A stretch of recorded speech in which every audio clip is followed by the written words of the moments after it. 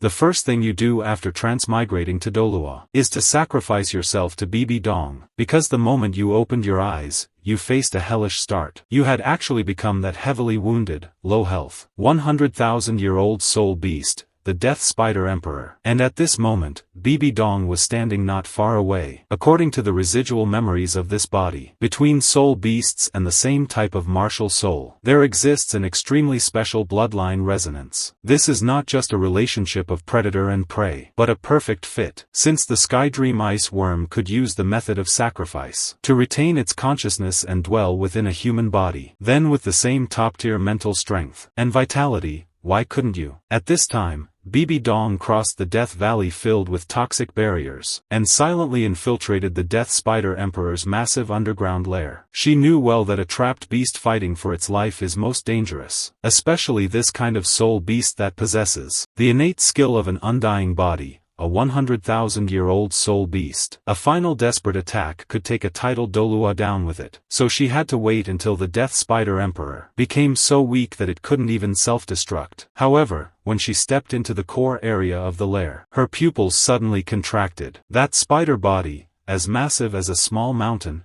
had vanished. Only puddles of undried dark green blood remained on the ground. Impossible. It was wounded so badly. How could it possibly escape my perception? Alarm bells rang in Bibi Dong's mind. Just as she was about to release her mental strength to search the surroundings, a terrifying pressure that made her very soul tremble erupted from behind her without warning, accompanied by a piercing, earth-shattering screech. A massive shadow instantly enveloped Bibi Dong. She whipped around, only to see, on a shaded rock wall behind her, the Death Spider Emperor hanging upside down. Its previously broken spider legs had all fully regrown, sharp as spears, shimmering with a cold, eerie light. The once cracked carapace was now smooth and as good as new. A purple-black aura flowed throughout its entire body. An evil and domineering aura, was even stronger than when she first encountered it. This is far from being on the verge of death. This is clearly its prime. Turbulent waves of shock rose in Bibi Dong's heart. Half a month ago, she watched with her own eyes as this creature had half its body torn apart by 3 top-tier 10,000-year soul beasts. Even its proud undying body had failed because its soul power was exhausted. That was a critical wound that damaged its essence. Let alone half a month. Even 10 years of recovery might not have been enough. Could it be that it had been playing weak all this year, just to lure her deeper inside, and then counterattack in this enclosed lair? A drop of cold sweat slid down Bibi Dong's forehead. Facing a 100,000-year-old Death Spider Emperor in its prime, even as a genius with twin martial souls, her chances of winning were less than 30%. However, what she didn't know was that right now, you were panicking like crazy. I have to stay calm. If I show even the slightest opening, this crazy woman will pounce and tear me apart. Just now, you forcibly burned your life essence to activate the healing effect of the undying body. Now, this is just an empty shell. If there was a chance to fight Bibi Dong before, now it's safe to say I'm completely vulnerable. But you had to do this. If you lay on the ground begging for mercy like a dead dog, given Bibi Dong's suspicious and ruthless nature, she would definitely stab you to death first, and then slowly absorb the soul ring. After all, a dead soul beast is the safest. To sacrifice yourself while retaining consciousness, and become her cheat like the Sky Dream Ice Worm, you first have to establish a premise. Deterrence. You must make Bibi Dong feel that killing you would come at a heavy price, or perhaps even result in mutual destruction. Only when she finds it too difficult to fight, or the cost is too high, will she be willing to sit down and listen to a win-win proposal. Your 8 eerie green eyes coldly locked onto Bibi Dong, enduring the dizziness caused by the rapid drain of life force, without attacking directly, but slowly opening those massive pincers. A mental wave belonging to an emperor surged arrogantly into Bibi Dong's mind. Human, you want my power.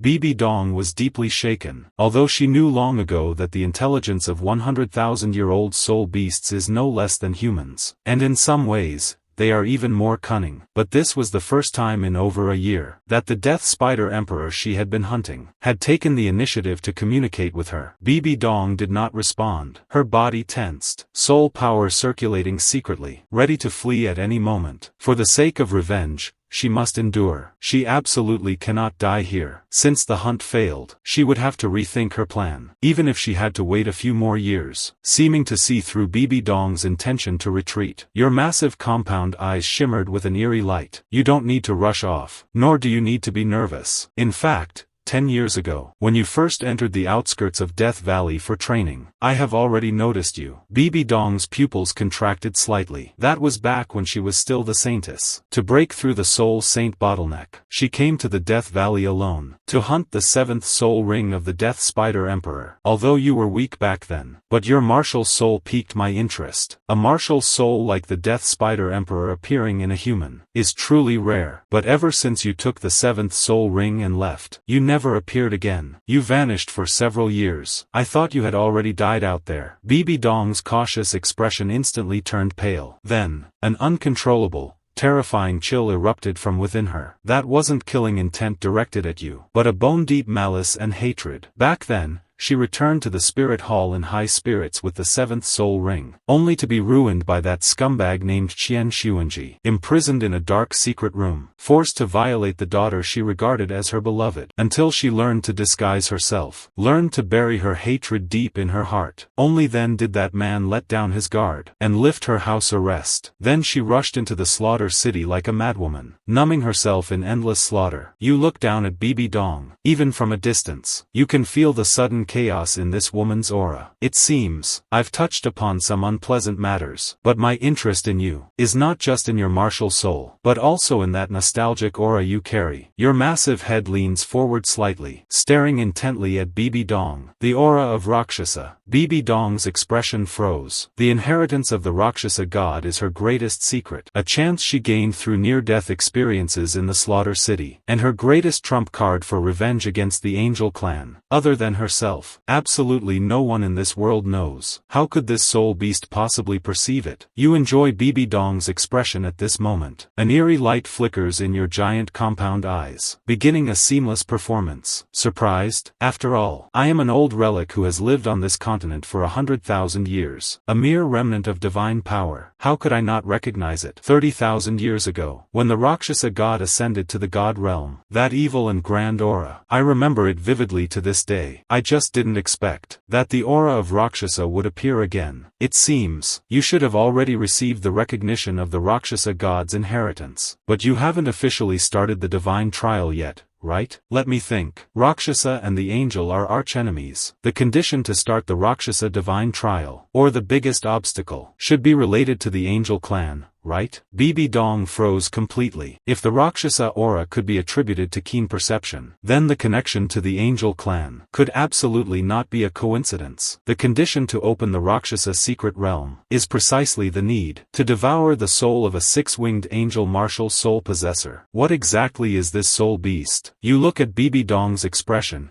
as if she's seen a ghost, feeling secretly smug, only by shaking her until she's completely disoriented. Will the subsequent cooperation be natural? No need to look at me with those eyes. In the past tens of thousands of years, I've seen other humans who obtained the Rakshasa inheritance. Unfortunately, they were too stupid and too arrogant. Before they could grow, they were wiped out by the descendants of the angel god. But you, Bibi Dong, are different. In you, I see a quality that even previous Rakshasa inheritors did not possess: extreme resentment and extreme endurance. In you, I see true hope. What hope? The hope of becoming a god. 100,000-year soul beast is indeed powerful, but our fate is destined to be tragic. Either vanish into ash under the heavenly tribulation every 100,000 years, or become soul rings for you humans. As for transforming and cultivating anew, that is merely giving up all power, placing one's life in the hands of greedy humans, simply seeking one's own death. I don't want to die under the heavenly tribulation, nor do I want to die without value. Bibi Dong narrowed her eyes. As a smart person, she had already vaguely guessed the other's intention, but that guess was too crazy for her to believe it. What exactly are you trying to say? You look down at her. 8 spear-like spider legs pull in slightly, making a very human-like shrugging gesture. I want to cooperate with you. I will help you become a god. You will lead me to transcendence. Haven't you been calculatingly wanting my soul ring and soul bone? No problem.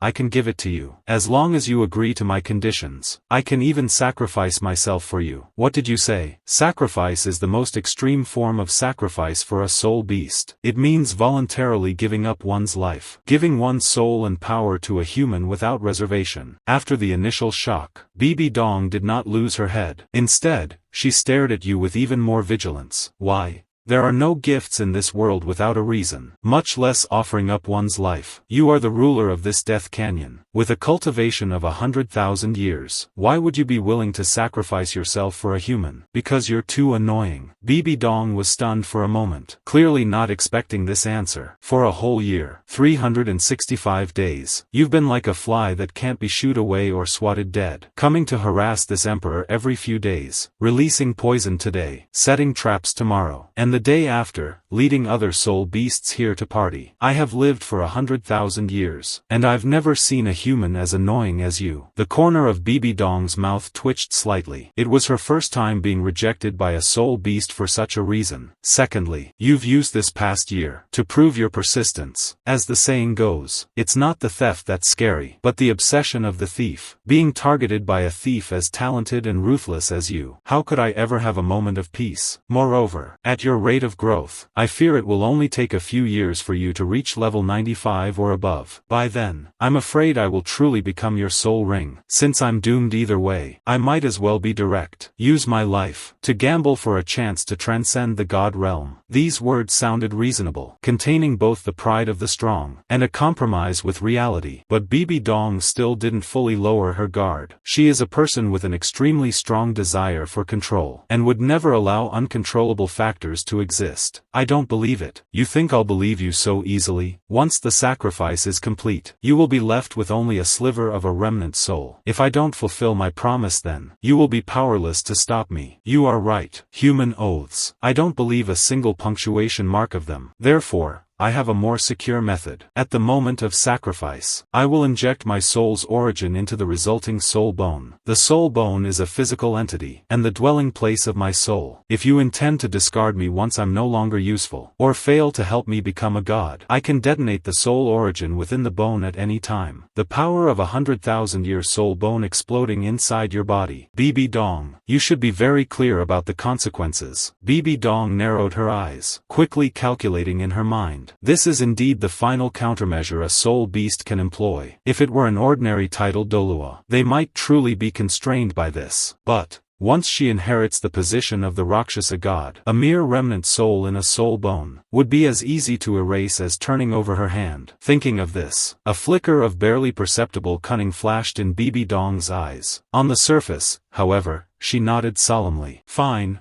I agree. Once I ascend to the God realm, I will surely bring you with me. You laughed in your heart. She took the bait. This woman is indeed arrogant. Injecting the soul into a soul bone. Only a fool would do that. That's like living under someone else's roof, where the landlord can kick you out at any time. What you actually do is completely merge your soul into Bibi Dong's martial soul. When the time comes, if she wants to erase you, she would have to be willing to perish with you. In an instant, a terrifying blood-red magnetic field erupted violently from you, instantly sealing off the entire nest. This is the active sacrifice of a 100,000-year soul beast. The overbearing magnetic field directly imprisoned this piece of heaven and earth. Your massive body began to burn, turning into the purest torrent of energy, rushing wildly into Bibi Dong's body. There was no pain, nor any resistance, even because of their shared origin. This energy was even more docile than imagined. A soul ring shimmering with an eerie red light slowly coalesced beneath her. When the last wisp of energy settled into stillness, inside the nest, Bibi Dong, sitting cross-legged, suddenly snapped her eyes open. Massive soul power surged within her. That bright red 100,000-year soul ring pulsed quietly, emitting an aura that made the heart tremble. This is the power of a 100,000-year soul ring. Bibi Dong looked at her hands. A triumphant, crazed smile curled on her lips. Death Spider Emperor. In the end, you became my stepping stone. Once I complete the Rakshasa God trial, your soul will be the first sacrifice. However, before her smile could fully bloom. It froze on her face. A strange sense of dizziness struck without warning, followed by an intense feeling of weightlessness. It was the sensation of consciousness detaching from the body. What's happening? Bibi Dong was startled. She instinctively tried to raise her right hand to her forehead, but what rose was her left foot. Bibi Dong's pupils dilated in shock. She discovered in horror that she was losing control of her body. Clearly, she wanted to stand still, but her body stretched on its own. It even twisted its neck, making a series of crisp cracking sounds. Then, that familiar voice, which should have been sealed in the soul bone, actually echoed in the deepest part of her mind, right next to her soul. Is this what a human body is like? A bit fragile, perhaps, but it feels quite good. Death Spider Emperor, how can you control my body? Shouldn't you be inside the soul bone? Get out of me. Did I ever say I was in the soul bone? You plotted against me. Bibi Dong felt her very soul trembling. She desperately tried to regain control of her body, only to find that her first martial soul, the Death Spider Emperor, was tightly entwined with this fellow's soul, completely impossible to separate. Now, don't be like that. We're partners, after all. As for why I can control your body, I'm not entirely sure myself. Maybe it's because our compatibility is just too high. After all, you are the Death Spider Emperor, and I am also the Death Spider Emperor. We're all family. Why distinguish between you and me? Moreover, I've given my life to you, haven't I? After a brief outburst of collapse, Bibi Dong attempted to forcibly reclaim her body. Suddenly, the phantom of the Death Spider Emperor behind her slowly faded, replaced by a dark green, soul-eating spider emperor emitting an even colder aura. The moment the martial soul switched, that eerie feeling of losing control vanished instantly. Bibi Dong felt her body grow heavy. Then, absolute control over every limb and bone returned to her hands. She knelt on one knee, gasping for air. Cold sweat had already soaked her back. As expected, this guy exists by relying on the Death Spider Emperor. As long as I switch to the soul-eating Spider Emperor, and suppress him with a completely different soul power attribute, I can regain control of my body. Death Spider Emperor. In the end, you're just a parasite. Once I have a free moment, I'll have plenty of ways to deal with you. However, what she didn't know was that at the other end of her spiritual sea, you were lying comfortably in the depths of her soul. Looking at Bibi Dong's "I won" expression, you couldn't help but want to laugh. Silly woman, do you really think you've suppressed me? It's just that I don't want to fight her for the steering wheel. Although you are now one with the Death Spider Emperor martial soul, and theoretically have very high authority, but Bibi Dong is, after all, the original owner of this body. If both were to fight for control at the same time, or if two completely different top-tier Spider Emperor soul powers fought within the meridians, the only outcome would be shattered meridians, or even exploding to death. If Bibi Dong blew up, you'd be finished too. Since she wants this illusion of security, then just give it to her. Don't be so fierce. Didn't I just give it back to you? Shut up. Although she regained control, the killing intent in Bibi Dong's heart didn't diminish in the slightest. You'd better pray I never find a way to strip you away. Otherwise, I will make you regret ever coming into this world. If you dare think that, I'll take you down with me. Bibi Dong's gaze was gloomy. She didn't respond, although the process was extremely frustrating, and she was even played, but the result was tangible. She obtained a 100,000-year soul ring. Her soul power broke through to level 92, and besides having an extra tenant in her body, she suffered no substantial damage. As an ambitious woman who could endure anything for revenge, Bibi Dong knew very well that the priority wasn't to be angry with this old rogue, but how to maximize the use of this power. Now, little Dong Dong, don't just focus on being angry. Your venture into the Death Valley this time, besides hunting me down, you probably also wanted to add soul rings to your second martial soul, the soul-eating Spider Emperor, right? So what if I did? I can help you. I have ruled this Death Valley for tens of thousands of years, where the oldest soul beasts reside, and which soul beast attributes suit you best. No one in this world knows better than I do. Bibi Dong's eyes flickered slightly. The Death Valley is fraught with danger, its terrain as complex as a maze. Although she was powerful, wanting to find a high-year soul beast, perfectly suited for the soul-eating Spider Emperor in a short time, would be like looking for a needle in a haystack. In the bone-rotting swamp 30 miles away. There dwells a 60,000-year-old underground demon spider emperor. That fellow is skilled in stealth and ambush. Its soul ring skills will definitely bring a great surprise to your soul-eating spider emperor. And most importantly, that bastard took advantage of my injury half a year ago to steal the food I had stockpiled. I've disliked him for a long time. Bibi Dong's lips twitched slightly. So this is just a personal vendetta. However, a 60,000-year underground demon spider emperor is indeed an extremely rare top-tier soul beast. Its attributes are known for eerie control, and its compatibility with the soul-eating spider emperor is excellent. You'd better not play any tricks. Don't worry, helping you is helping myself. I'm counting on you to become a god and carry me to the top. Using the memories of the Death Spider Emperor, you guided Bibi Dong. That guy, Skydream Ice Worm, chose a Huiyuhao who hadn't grown up yet, and has to raise him from scratch. I started with a max level account for power leveling. This is the correct way to win effortlessly. Half a month later, deep within the Death Valley, atop a secluded cliff, as the last wisp of violent black soul power was absorbed into her body, Bibi Dong, sitting cross-legged, suddenly opened her eyes. A terrifying soul power fluctuation, centered on her, swept violently in all directions like a tsunami. The surrounding rocks instantly crumbled into powder, and even the perennial toxic miasma was forced back hundreds of meters by this aura, revealing a long-lost clear sky. Under the guidance of a full-map cheat like you, Bibi Dong, with an efficiency that would make the entire Spirit Master world tremble, precisely hunted 5 top-tier spider soul beasts over 50,000 years old. Now her soul power was unstoppable, surging directly to the peak of level 96. With just a little stabilization, breaking through to level 97 is just around the corner. How do you feel, my saintess?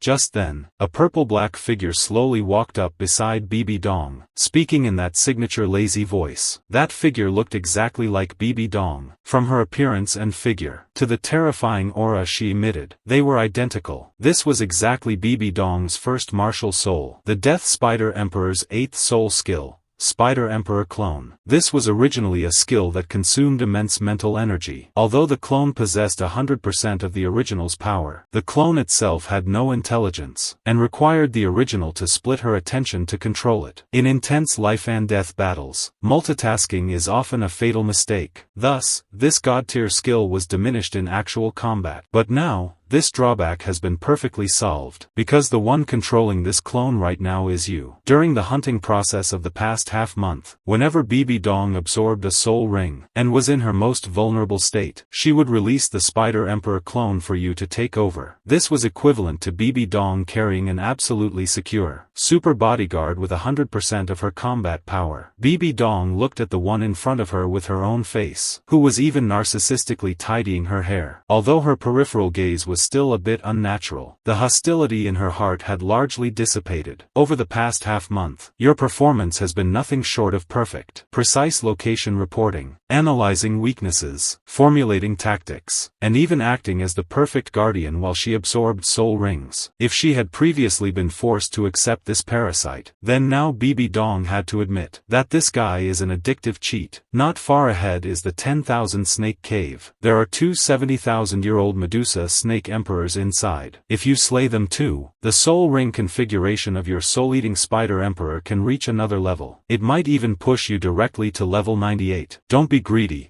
Too much is indigestible. Rising 4 levels in half a month is already the absolute limit. If I don't take time to stabilize my foundation, this sudden surge of power will only be a castle in the air. Moreover, for the remaining soul ring slots, I don't want to just fill them with some random tens of thousands year soul beasts. Since I'm doing this, I will do it to the absolute extreme. Fine. You decide on your soul ring. You didn't even try to resist, just controlling that Spider Empress clone, lying bored on a massive rock. 2 long legs crossed, crossing legs and swinging them back and forth, one hand propping up the chin, the other hand grasping at nothing in the air, looking like a street thug. Nan Feng, Get up. That's my face. It's my body. Even if it's just a clone. You can't strike such a shameless pose. No one's watching. What's wrong with relaxing a bit? Though you complained, you still controlled the clone to sit up. But the sitting posture was still a bit sloppy. This human body of yours, though not as stable as my original 8 legs, but I have to say, this soft structure is quite comfortable to lounge in. Shut up and sit properly. Bibi Dong seemed to think of something. On that originally cold and elegant face, a strange blush actually appeared. But this wasn't shyness. It was indignation. She stared intently at you. The chill in her eyes was even deeper than before. Also, don't think I don't know. While I was absorbing the soul ring, what you were doing. What did I do? Wasn't I just guarding you? Does guarding require touching my body? Whenever she was in a state of deep meditation, she could always feel a pair of hands wandering over her. Although nothing excessive was done, but they lingered on her sensitive waist, abdomen, back, and even on her thighs. For Bibi Dong, with such a painful past, any unauthorized physical touch is an untouchable taboo. If it were an injury during battle, that would be one thing. But this was clearly harassment taking advantage of her. Looking at Bibi Dong's expression as if she wanted to eat him alive, you froze for a full 3 seconds before reacting. You mean I touched you? Sister, you're being way too narcissistic. I was checking your meridian flow and soul bone fusion. Your soul ring absorption speed was too fast. Soul power was crashing through your meridians. What if something went wrong? Besides, I am the noble death spider empress. In my aesthetic, only those with sharp chelicerae, hard carapaces, and female spiders covered in spines are peerless beauties. To me, touching you is no different from touching a piece of pork belly. Other than being a vessel, I have no worldly desire for this body. Bibi Dong let out a sigh. Her tense body finally relaxed, and the look in her eyes was no longer so murderous. Although being compared to pork belly was annoying, but as long as this guy didn't mean it that way, she could accept it. It had better be. If I find you have any ulterior motives, even at the cost of soul power backlash, I will make you pay the price. Fine, fine. I get it. You waved your hand. With a thought, the Spider Empress clone instantly turned into countless light particles. Dissipating, your consciousness returned to Bibi Dong's sea of spirit. Let's get going. I'm sick of this crappy place. Take me to see that spirit hall of yours. At this time, Spirit City was shrouded in an oppressive cloud. As soon as Bibi Dong entered the city gates, the overwhelming rumors reached her ears. To hunt down that 100,000-year-old blue-silver emperor humanoid soul beast, Xuanji led Chrysanthemum and Ghost. 2 titled Douluos and several spirit saint elites went out in full force, only to face a desperate counterattack from the Clear Sky Sect genius, Tang Hao. With the strength of a newly minted title Douluo, Tang Hao brutally smashed the Pope's party, severely wounding Xuanji. Then he walked away triumphantly. If not for the desperate protection of the 2 titled Douluos, Xuanji would likely have perished on the spot. What a man, Tang Hao, walking on the jade steps toward the Pope's palace. On the surface, Bibi Dong looked grave and deeply worried, but deep inside, she was laughing wildly. If the occasion weren't so inappropriate, she would have even wanted to set up a longevity tablet for Tang Hao on the spot. Bibi Dong had originally been thinking about how to find an opportunity. After all, Xuanji was a level 95 titled Douluo. Not to mention she was only level 96. Even if she reached level 98, killing that guy in Spirit City would be nearly impossible, since the 2 titled Douluos were guarding him. Not to mention Qian Daolu on the mountain and those enshrined ones she had endured for so many years, not just to perish together with Xuanji, but now Xuanji is severely injured. This is a once-in-a-lifetime opportunity. Bibi Dong pushed open the doors to the Pope's bedroom. A strong smell of medicine mixed with a sacred aura of light wafted toward her. Upon the wide bed, Xuanji's face was as pale as paper, his whole body wrapped in bandages, his breath as weak as a flickering candle in the wind. And by the bedside, 2 towering figures stood guard on either side. Seeing Bibi Dong enter, Golden Crocodile Douluo frowned slightly, while Qian Daolu slowly turned around. For over a year, where have you been? The Pope is gravely injured. Spirit Hall is in a state of panic. As the Saintess, yet your whereabouts were unknown. If it were before, Bibi Dong might have broken into a cold sweat under this pressure. But now, having been completely transformed. She simply bowed slightly, performing a standard disciple's salute, with a perfectly timed expression of guilt and worry, replying to the high priest. This disciple knew her cultivation bottleneck was hard to break. To not fail the teacher's expectations. I spent this past year training alone in the Death Valley, seeking an opportunity for a breakthrough. As soon as I emerged, I heard the teacher met with disaster. I was consumed with anxiety, and rushed back immediately. A flicker of surprise crossed Qian Daoliu's eyes. The Death Valley is known as a forbidden zone for soul masters. Even he was unwilling to venture deep into it. You broke through? Bibi Dong didn't speak. She only released a sliver of her aura. A massive surge of soul power belonging to a titled Douluo flickered and vanished. Although she deliberately suppressed her realm, showing only the level of someone who just entered rank 91. And used the aura of the soul-eating spider emperor to mask her true strength. But this was enough to move the two elders present. You actually took this step. A titled Douluo under the age of 30. This is truly unprecedented. Even the usually impassive Qian Daolu had a flicker of complex admiration and relief in his eyes. Even he had to admit, Bibi Dong is the most outstanding genius in the history of Spirit Hall. Good, very good. Twin martial souls, to become a titled Douluo at such an age. Although Xuanji is injured, as long as you are here, the future of Spirit Hall still exists. How is the teacher? His life has been saved for now. I really didn't expect that Tang Hao could master a move like the Great Sumera Hammer. However, given his state as a newly minted titled Douluo, to exert that level of power, he probably isn't doing much better than Xuanji right now. So now, his life is saved. But as for recovery, it's as difficult as climbing to heaven. The second priest and I have worked together to clear his meridians, and suppress the injuries. Now it depends on his own slow recovery. Now that you are the saintess, you will temporarily handle the affairs of the Pope's palace. You may leave. Leaving the Pope's bedroom, Bibi Dong returned to her own saintess palace. You forcibly activated the Death Spider Emperor's 8th soul skill, the Spider Emperor clone, and just popped out on its own. Bibi Dong was somewhat speechless, but she couldn't be bothered. At least this thing didn't steal her body. You control that stunningly beautiful Spider Emperor clone, disgustedly spitting the exquisite cakes all over the floor. PTU, PTU, PTU. What a piece of junk. There's no taste at all. It's like swallowing a lump of air. Your soul skill is only impressive to look at. All show and no substance. No taste. No touch. Can't even feel heat or cold. How boring. If you're really that bored, then go back to the sea of consciousness. I need peace and quiet right now, to think about the next plan. That man lying in the hospital bed is like a thorn. That has pricked her for so many years. Now the chance to pull it out is right before her. She must ensure there are no mistakes. What's there to think about? Once those two old fogies leave, just go in, activate your martial soul, and devour him.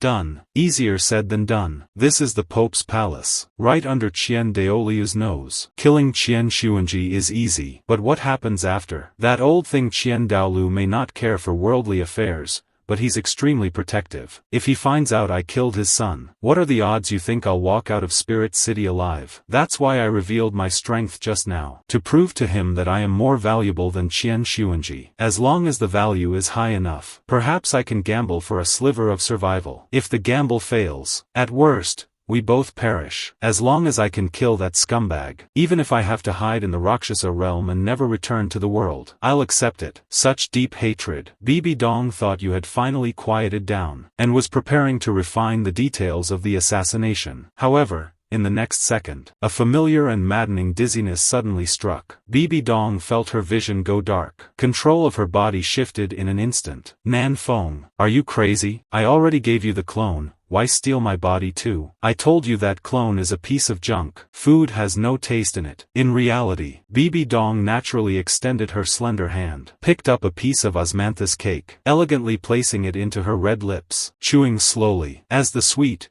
chewy taste bloomed on her tongue, she closed her eyes in pure bliss. Now this is more like it. Soft, chewy, and sweet, melts in the mouth. This is what it feels like to be alive. You stole my body, just to eat a piece of cake? Are you the reincarnation of a starving ghost? I gave you my life. What's wrong with eating a bit? Besides, you don't need a body to think. What's wrong with letting me borrow it? Bibi Dong was speechless, but she didn't want to waste words on this intermittently insane old spider. Then, she sank her consciousness deep, to ponder the next plan. The back garden of the Saintess Palace. You, controlling Bibi Dong's body, still holding half a piece of unfinished mung bean cake, strolling leisurely. Suddenly, you came to a halt. Behind a cluster of tall violets, a petite golden figure was sneakily peeking out. It was a little girl about 8 or 9 years old, exquisitely beautiful, with brilliant blonde hair and pure golden eyes. She radiated the kind of aura that made Bibi Dong feel nauseous, a holy light aura, the unique scent of the angel clan. It was Qian Renxue, deep within the sea of consciousness. Bibi Dong,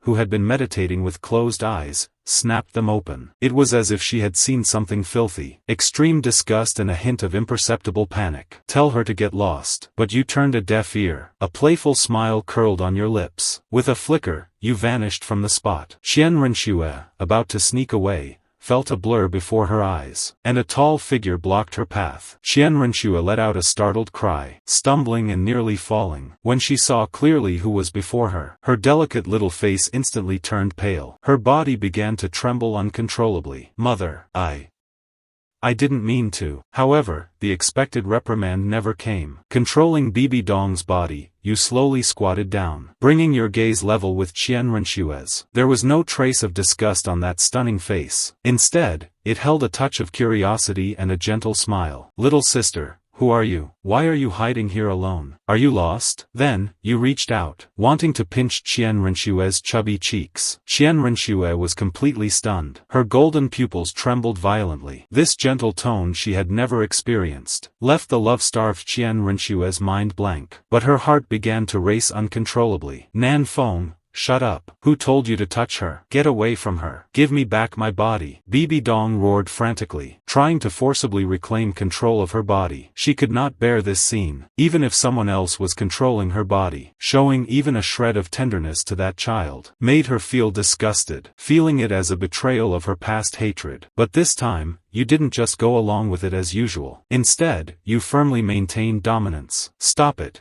I'm paving the way for you. If you want Qian Xuanji to die silently and securely ascend to the position of Pope, then you'd better cooperate and finish this act with me. What do you mean? I saw it in your memory fragments. This little girl is Qian Daoliu's precious. If Qian Daolu sees that you no longer hate this child, and even start showing motherly love after losing your memory, what do you think? An old man who hopes for family harmony. What would he think? He'll think it's destiny. An opportunity where you forgot your hatred due to cultivation deviation. When the time comes, as long as you win this little girl over, with this amulet of deep mother-daughter affection, even if Qian Xuanji dies, for the sake of his granddaughter's feelings, and the stability of the spirit hull, he will never lay a finger on you. This is what's called, controlling the emperor to command the nobles. You felt you were practically a genius. Playing the family card was an absolute killing move. However, you underestimated Bibi Dong's psychological trauma. For Bibi Dong, Qian Renshue's very existence was a form of torture. Using this child, and playing a loving mother, this was more painful than killing her. I don't need it. Stop pretending. I've entered your sea of consciousness. I've seen the fragments of your memories. If you truly hated her to the bone and wanted her dead, then why haven't you acted? With your strength, killing a little girl who cannot resist wouldn't even require a physical move. A hint of killing intent would be enough. You keep her around, watching her, wanting to kill her yet unable to do so. Since that's the case, why not let me help you utilize this value? Otherwise, if you truly want revenge on Qian Xuanji, let's just kill this little girl right now. Then Qian Xuanji and Qian Daolu would absolutely go insane on the spot. That would be the ultimate revenge. Do you dare? I told you to shut up. Those were the most secret scars, deep within Bibi Dong's heart that she least wanted to face, now ruthlessly exposed by this foreign soul. Give my body back. Outside, Bibi Dong, who had been squatting before Qian Renxue with a smile, suddenly erupted with a terrifying dark green aura. That was the power of the soul-eating spider emperor. Bibi Dong wanted to forcibly reclaim control of her body, even if it meant paying a price. You're crazy. Switching martial souls now could be fatal. This is for your own good. Get out. Bibi Dong could no longer listen to any explanations. The cold and overbearing soul power of the soul-eating spider emperor clashed violently within the meridians, attempting to squeeze your soul out. In reality, before Qian Renxue could recover from the shock of her mother suddenly becoming gentle. She saw her mother's face instantly turn pale, her features twisting in pain. Immediately after, a terrifying wave of air exploded from within her body, knocking the defenseless Qian Renxue straight to the ground. Bibi Dong's body trembled violently, a streak of bright red blood leaking from the corner of her mouth, her eyes rolling back. Then she fell straight backward, falling unconscious. "Mother, someone help!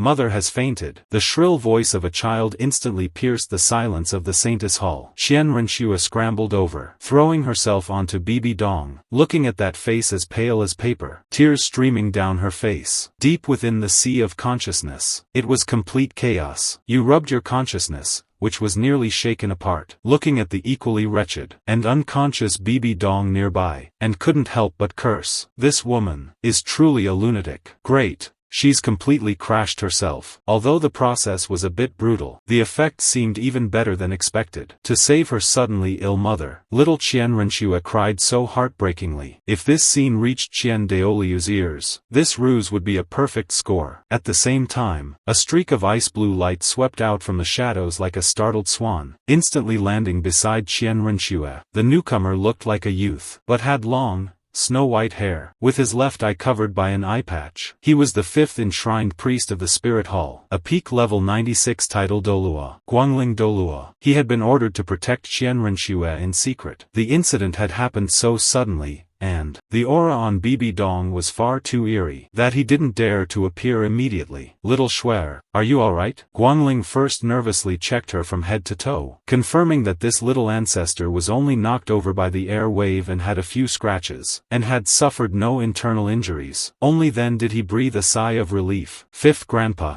I'm fine." "Quick, look at Mother. She suddenly fainted, and coughed up a lot of blood." "Don't worry, I'll check now." The moment his soul power probed into Bibi Dong's body, two completely different, yet equally overbearing and terrifying powers, nearly knocked his fingers away. One was a purple-black soul power filled with the aura of death. The other was a dark green soul power filled with devourment and evil. The two powers fought frantically within Bibi Dong's meridians, as if they intended to tear this body apart as a battlefield. Guangling gasped. "This is big trouble. These are two extremely powerful soul powers clashing within the body. I have never seen such a situation. This kind of strange occurrence, probably only Big Brother can figure out." The Guangling divine bow in his hand was instantly drawn full. An ice-blue arrow without a physical form soared into the sky, exploding into a magnificent ice flower above the Pope's palace. Just a few breaths later, two peerlessly terrifying auras swept across from the direction of the Pope's palace, instantly descending upon the Saintess Hall garden. "What happened? Brother, look at this woman. She seemed to have lost her memory just now. She didn't even recognize little Shuer, and she was so gentle, as if she were a different person." But before they could say a few words, she suddenly collapsed, and fell unconscious. Golden Crocodile Douluo stepped forward abruptly. His withered palm hovered over Bibi Dong, sensing for a moment. Then, on that wrinkled old face, an expression of sheer disbelief appeared. "Brother, back then, Tang Chen and you, at this age, didn't have this level of cultivation, did they?" Xian Daolu didn't speak, but the shock in his eyes was no less than golden crocodiles. He stepped forward quickly, placing a hand on Bibi Dong's forehead. Massive angel soul power was slowly infused. The two Spider Empress soul powers fighting inside her, seeming to sense an external enemy, actually stopped fighting each other briefly. This created a force of resistance against the outside. "Brother, how is it?" "It's in chaos. She has twin martial souls. Xuanji once told me this secret, but twin martial souls are a taboo in the world of spirit masters. Once soul rings are added to the second martial soul, it easily causes soul power conflicts, leading to the body exploding. I don't know what miracle she encountered this past year, but she forcibly added several high-year soul rings to her second martial soul, forcing her soul power all the way up to level 96. Her power grew too quickly, and her foundation is unstable. She is suffering from soul power backlash, leading to mental confusion and damaged memories." At that moment, Qian Renshua approached with reddened eyes, cautiously pulling at the corner of Qian Daoliu's clothes. Grandfather, Mommy just asked who I was. Does she really not remember Shuer anymore? Looking at his granddaughter's hopeful eyes, Qian Daoliu's heart stirred slightly. If this is true, then it is simply a blessing from heaven for the spirit hall. The hatred between Bibi Dong and Qian Xuanji is a thorn in Qian Daoliu's heart. Although Bibi Dong has remained indifferent over the years, as if she had completely abandoned the past, he always worried that she would retaliate once her power grew, potentially destabilizing the spirit hall. But a Bibi Dong with the terrifying power of level 96, the talent of twin martial souls, and who has forgotten her hatred, like a blank slate, wouldn't she be the most perfect weapon for the spirit hall, and the most perfect mother for Shuer? Shuer, don't be afraid. Your mother trained too hard, which damaged her mind, and that is why she has temporarily forgotten some things. Although I don't know how to resolve the conflict of twin martial souls, I can still suppress this injury, and save your mother's life.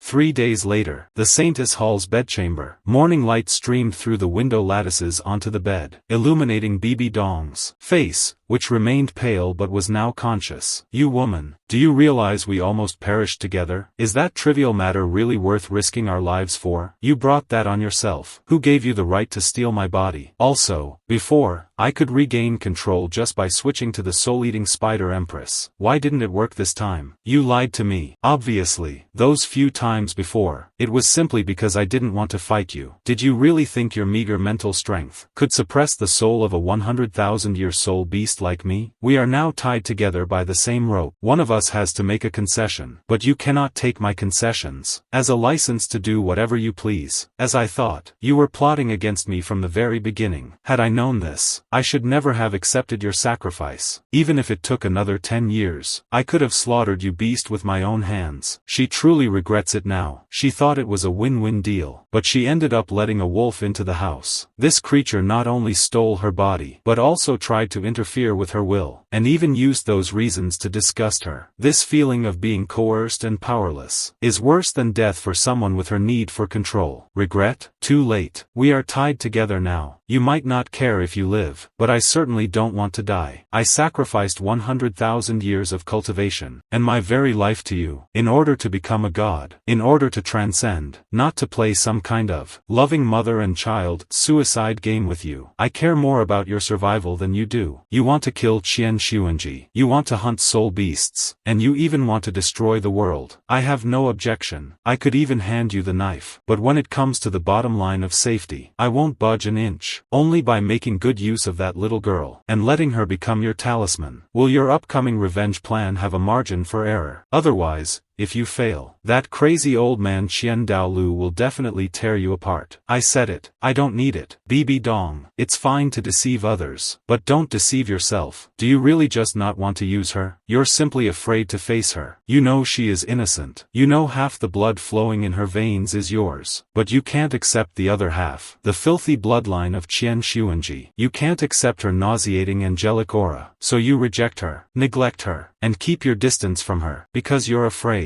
that if you actually get close, you won't be able to stop yourself from killing her, or you won't be able to stop yourself from loving her. Shut up. What? Did I hit the mark? Your refusal of my proposal is nothing more than wanting to keep her out of this. That way, even if she finds out later that you killed Qian Xuanji, she can hate you without any psychological burden, and even kill you to avenge her father with a clear conscience. You want to atone for your sins this way, to satisfy your ridiculous pride. But if she becomes your talisman, the key to saving your life, then when Qian Xuanji dies in the future, she will be an indirect accomplice. You're afraid of dragging her into the mud, afraid to let her bear this sin. I told you to shut up. Having her most secret thoughts exposed, that kind of shame-induced rage, made her wish she could detonate all her soul power immediately, dragging this bastard down to hell with her, wanting to self-destruct. Save it. I told you, your life doesn't just belong to you anymore. Once you've sent me to the divine realm, you can die however you want. But before that, regarding Qian Renshua, there is no room for negotiation. If you don't want to act, I'll do it. If you don't want to touch her, I'll touch her. Coincidentally, this intermittent schizophrenic state of ours, is the best evidence of qi deviation in Qian Daoliu's eyes. When the time comes, even if you stab Qian Xuanji right in front of him, as long as I control the body and act crazy, shouting a few times that I don't know him, for the sake of his granddaughter having a mother, Qian Daolu will likely just grin and bear it. You are shameless. Thanks for the compliment. To tell you the truth, when you rushed into the nest that day, this emperor was already at the end of my rope. If you had acted then, I'm afraid I wouldn't have even had the chance to self-destruct and take you with me. But unfortunately, your stupidity and greed gave me an opportunity. Without this shameless ability, how could this emperor have survived to this day? Just as the two were at each other's throats in the mental world, with neither willing to back down, the door was gently pushed open. A small golden head peeked in cautiously. Qian Renxue was holding a bowl of steaming medicinal porridge, her small face full of worry and longing. Mama, are you awake? Grandpa said you need quiet rest. I made some porridge for you. Bibi Dong's body stiffened instinctively, a chill instantly surfacing in her eyes. However,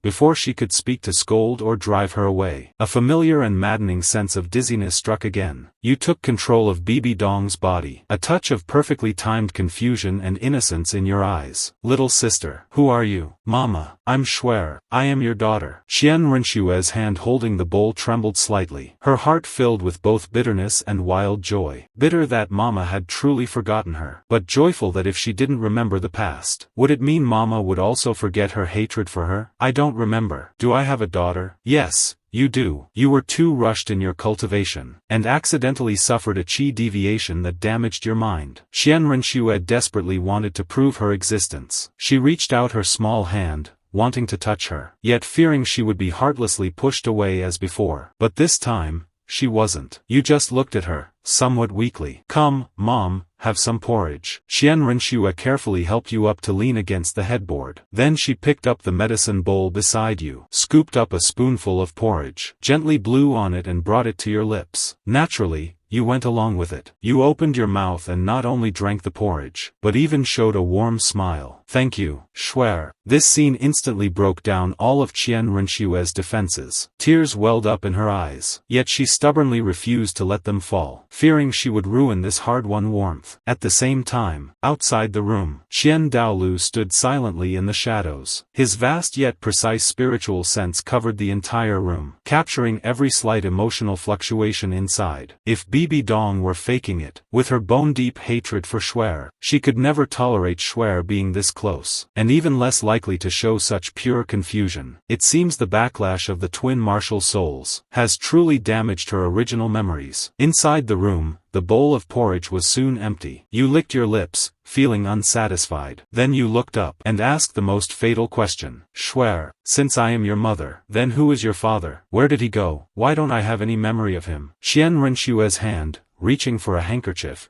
suddenly froze in midair. Father, the person her grandfather had repeatedly warned her never to mention. Her small face instantly turned pale. She lowered her head in panic, her fingers tightly twisting the corner of her clothes, stuttering for a long time, unable to speak.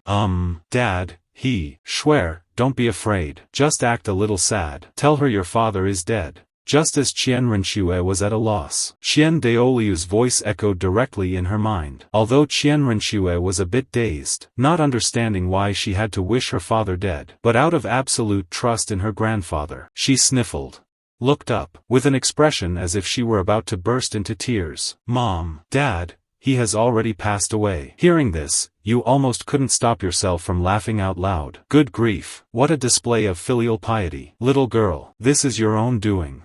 When the day comes that I actually send him away, don't blame it on me. This is just following your golden words. In reality, you were stunned for a moment. Then a look of deep sympathy and apology appeared on your face. You reached out, clumsily yet gently pulling Qian Renxue into your arms, gently patting her back. I'm sorry, Shuer, it's Mom's fault. Mom shouldn't have asked. Seeing this from outside the door, Qian Daoliu's anxious heart finally settled completely. Bibi Dong's hatred for Shuer was rooted entirely in Qian Xuanji. As long as that name doesn't appear, as long as those memories remain sealed, she is still a mother with maternal instincts. This was the result he wanted. At this moment, inside the Saintess Palace bedroom. The real Bibi Dong within the sea of consciousness, watching herself hugging Qian Renxue, felt like sitting on pins and needles. So disgusted she almost vomited. Nan Feng, have you acted enough? Get rid of her. Right now. Immediately. Don't be in such a hurry. The main act has just begun. We have to give Qian Douluo the full performance, to make him convinced that you've truly gone mad, and not that you're faking it. In reality, you seem to remember something. Looking down at Qian Renxue in your arms. Oh, right, Shuer. How did I and your father meet? Qian Renshue's body suddenly stiffened. Outside the door, Qian Douluo also frowned. Bibi Dong's current state is extremely unstable. Her memories are in a stage of fragmentation and reorganization. If she accidentally touches upon certain sensitive words, it could very likely trigger the recovery of her memories. Also, what is your father's name? Why is it that when I try hard to think, my mind remains a complete blank? And what is my name? Shuer, what is your full name? This barrage of questions hit Qian Renxue like rapid fire. She panicked, subconsciously answering the simplest question. You are called Bibi Dong. I am called Qian Renxue. Your gaze gradually became vacant. Then, as if struck by some kind of electric current, her body began to tremble violently. Take control. Your turn. In the sea of consciousness, with a single order from you, control over the body was instantly withdrawn. The real Bibi Dong was forced to take over the body, although she cursed you 10,000 times in her heart. But for that damn plan, she had no choice but to cooperate. Inside the once cozy bedroom, the temperature suddenly plummeted to freezing. Bibi Dong abruptly pushed Qian Renxue away from her arms. Those purple eyes, once confused and gentle, were instantly replaced by a blood-red color, an intent to kill, so thick it was almost tangible, along with the bone-chilling death god domain, erupted without reservation. Qian Xuanji. In this moment, she was no longer that gentle mother, but a Rakshasa demon returning from hell. Qian Renxue had never seen anything like this. She was completely stunned by that terrifying killing intent, slumped on the floor, her face pale as a ghost, forgetting even how to cry. Stop! A golden streak of light instantly burst through the door. Qian Douluo's figure appeared before Qian Renxue as if teleporting. The six-winged angel Marshal's soul released a divine radiance, forcibly blocking back the blood-red killing intent filling the air. Bibi Dong. Qian Douluo's voice,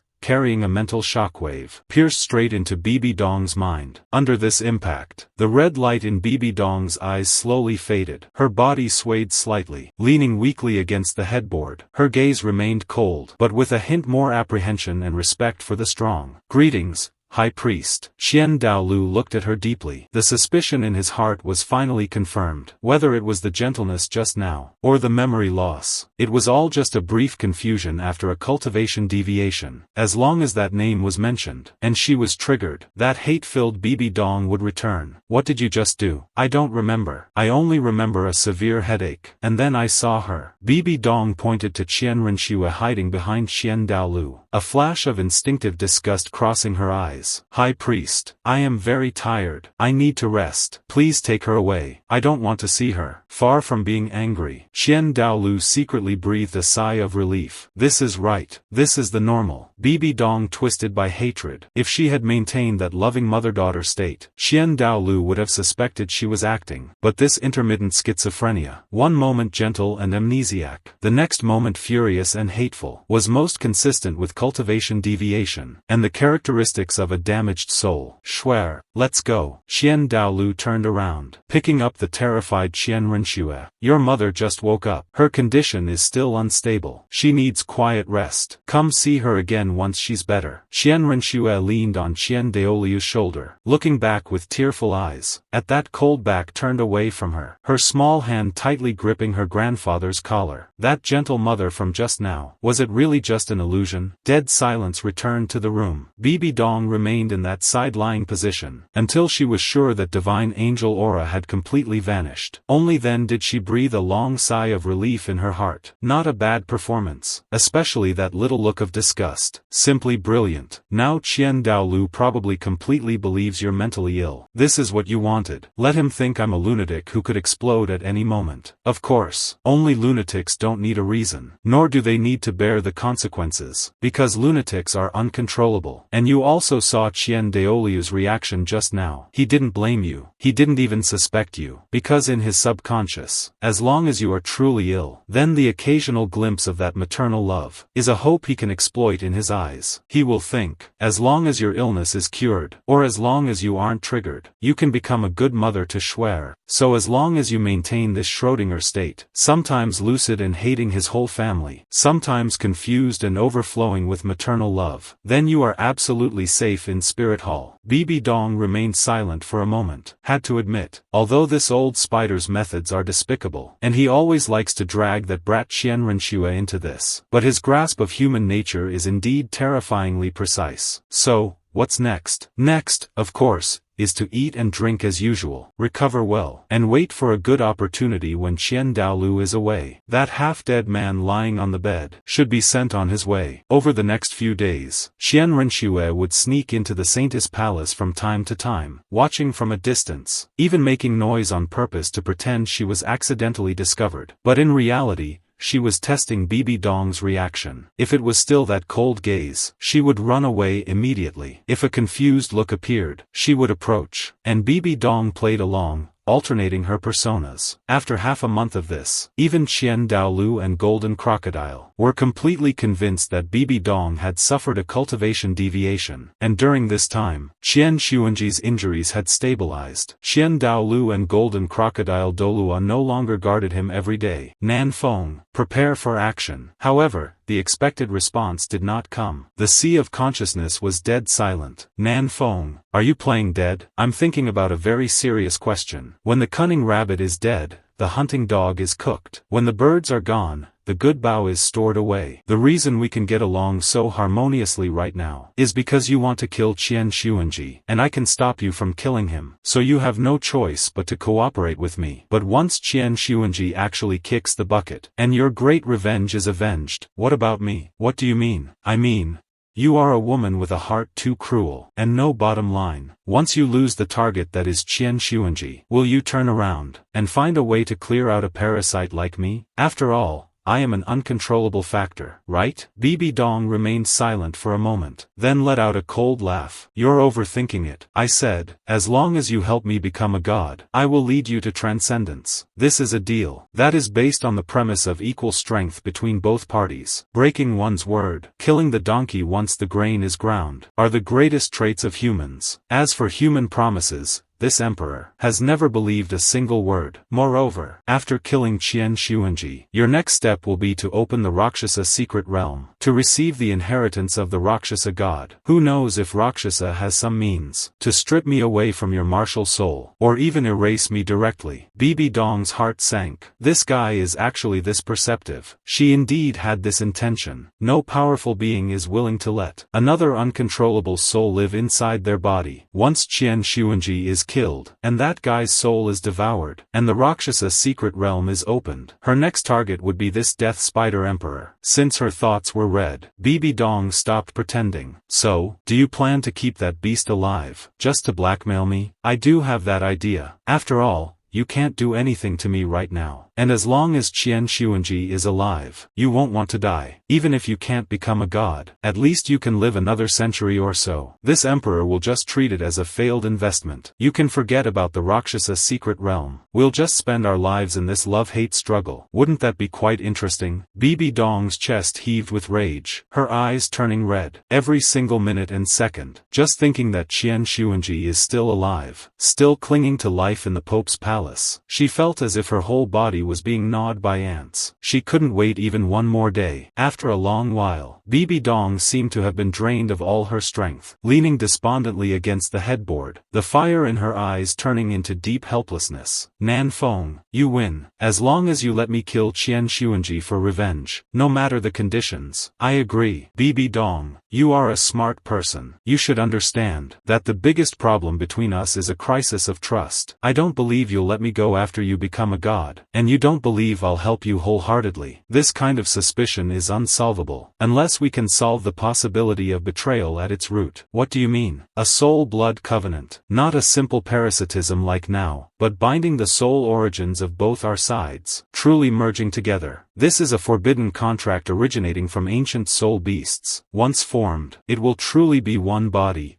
two souls, sharing the same fate of life and death. If I die, your soul will shatter instantly. If you die, I will also be reduced to ashes. Even if you become a god in the future, and try to separate me, your divine soul will suffer irreversible damage, perhaps even falling from the altar of godhood or perishing. Only when the price of killing me becomes unbearable can I believe that you truly won't kill me. Bibi Dong's pupils contracted sharply. This meant she would forever lose absolute control over her own soul, meaning this old spider will truly become an inseparable part of her life. She instinctively wanted to refuse. This is impossible. Then there's nothing to talk about. Anyway, I can't leave my life and death in your hands. Just continue being the saintess here, watching that old man Qian Xuanji recover from his injuries, and then continue to boss you around. I heard Qian Xuanji's injuries have been recovering well lately. He'll probably be able to get out of bed in a month or so. Then, guess what? When he discovers an amnesiac Bibi Dong, will he come up with some strange ideas? Oh, Donger, don't you remember me? I am your most beloved master. The room fell into a deathly silence. After a long while, Bibi Dong took a deep breath. A flash of resolute madness crossed her purple eyes. For an avenger,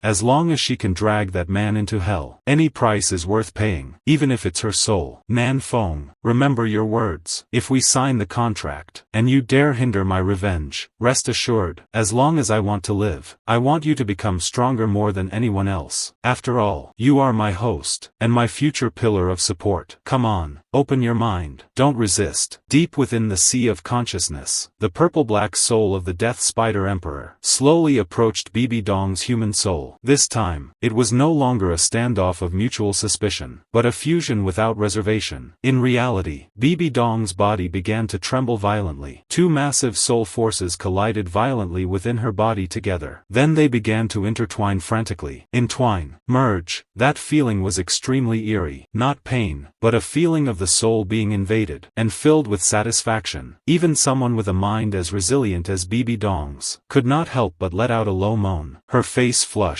Her hands gripped the edge of the bed tightly. As the last sliver of light faded, Bibi Dong slowly opened her eyes. At this moment, she could clearly feel an indelible mark had appeared deep within her soul. With just a thought, she could perceive your emotions, and vice versa. Done. That's a wrap. Congratulations, little Dong Dong. Now, we really will never leave each other, regardless of life, age, sickness, or death. The corner of Bibi Dong's mouth twitched, automatically filtering out your nonsense. Since the contract is formed, you should fulfill your promise. Of course. But for safety's sake, I have one more plan. Soon, Bibi Dong left the Saintess Hall, heading toward the Pope's palace. She didn't hide her tracks. On the contrary, she came openly. Only, the one controlling this body right now is you. Bibi Dong in the sea of consciousness was somewhat breaking down. If you walk in so brazenly, if Qian Xuanji is really dead, everyone will know I was the last person to see him. I'll be the prime suspect. Stay calm. Do you think you wouldn't be if you sneaked in? In a major event like Qian Xuanji's murder, Qian Douluo would suspect you first. No matter how you hide, you are the prime suspect. So we're playing a game of doing the opposite, by me walking over so brazenly like this. Instead, no one will think I'm there to assassinate. They'll just think that mentally unstable saintess is having another episode, wanting to find her teacher or daughter. But once Qian Xuanji dies, everyone who saw me will become a witness. The evidence will be irrefutable. Even if Qian Douluo wants to turn a blind eye, how could he possibly protect me? Therefore, we need a more influential witness. A witness who can help us create an alibi. And this witness must be someone Qian Douluo trusts absolutely, and someone who would never lie. Are you talking about Qian Renxue? Exactly. Lately, Qian Renxue has been staying in the side hall of the Pope's palace. Once we enter the bedroom, we'll pull a switch. I'll control your Spider Emperor clone to find Qian Renxue, accompany her to watch the stars and the moon, and chat about everything from poetry to philosophy. Meanwhile, your original body will stay in the bedroom, and send Qian Xuanji on his way. But what if someone finds out? A clone's aura cannot be hidden from the powerful. If it were a previous clone, it indeed couldn't be hidden. But it's different now. We just performed a soul-blood pact. My origin power has already permeated your martial soul. Now, the Spider Emperor clone's aura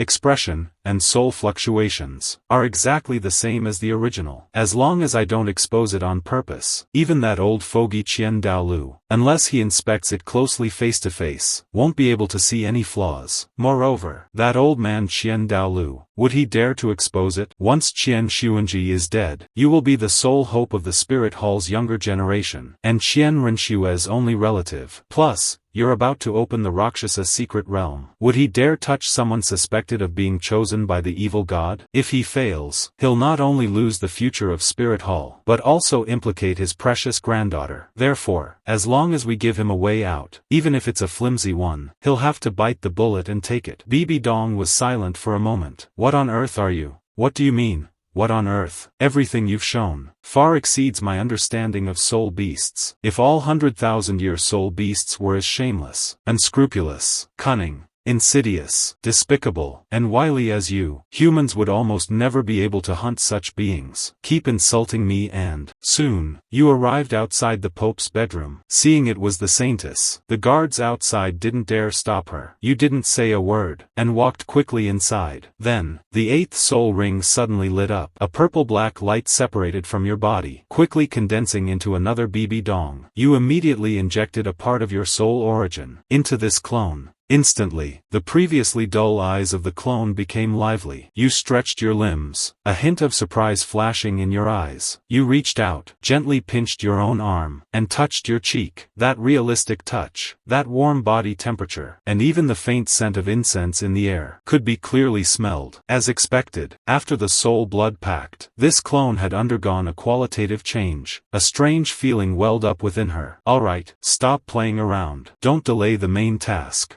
Fine, fine, fine. I'll stop messing around. I'll go draw the attention for you. See you tomorrow, little Dong. Enjoy yourself. The garden of the Pope's palace side hall. Qian Renshua snuggled in your arms, her small hand pointing to the brightest star in the night sky, her face beaming with a happiness she'd never known. Mommy, look, that star is so bright. Yes, very bright. You gently rocked the swing, your chin resting on Qian Renshua's soft hair, a gentle smile playing on your lips. Schwer, Mommy has always had a question for you. What question? Although I can't remember much of the past, but I vaguely heard the palace maids mention. Your father seems to be the current His Holiness the Pope. Qian Renshua's body suddenly stiffened. Her small hand instinctively gripped your collar. Moreover, isn't His Holiness the Pope still alive and well in the Pope's palace? Why did you tell Mama that day that he was already dead? Qian Renshua panicked. These past few days, in this world, these few days, she had been immersed in the happiness of having a mother, completely forgetting this fatal logical flaw. Grandpa said that Mama must never know that Papa is still alive. Otherwise Mama would return to being that cold and terrifying person again. Mist had already gathered in Qian Renshua's eyes. She clung to that lie almost obsessively. Papa is really dead. He died a long, long time ago. That Pope, he is not my father. It's true. Schwer wouldn't lie to Mama. To hold on to this hard-won maternal love, this poor child had to curse her own biological father over and over again. Hearing this conversation from the shadows, Qian Daolu felt a whirlwind of emotions. He sighed, just as he was about to send a telepathic message to Schwer to tell her not to panic. Suddenly, an unprecedented sense of dread struck without warning. That feeling, as if something extremely important, something connected to his bloodline, in this very instant, had completely snapped. Oh no! As an unrivaled Douluo, Qian Daoliu's intuition was incredibly sharp. He whipped his head around toward the Pope's bedroom. Although it seemed peaceful there, in his eyes, there was a faintly visible, extremely evil, and oppressive aura slowly rising. That was Bibi Dong's aura. Qian Daoliu's expression changed drastically, no longer caring about hiding his presence, and not even having time to say goodbye to Qian Renshua. He turned into a streak of golden light, vanishing from the spot instantly. It's okay,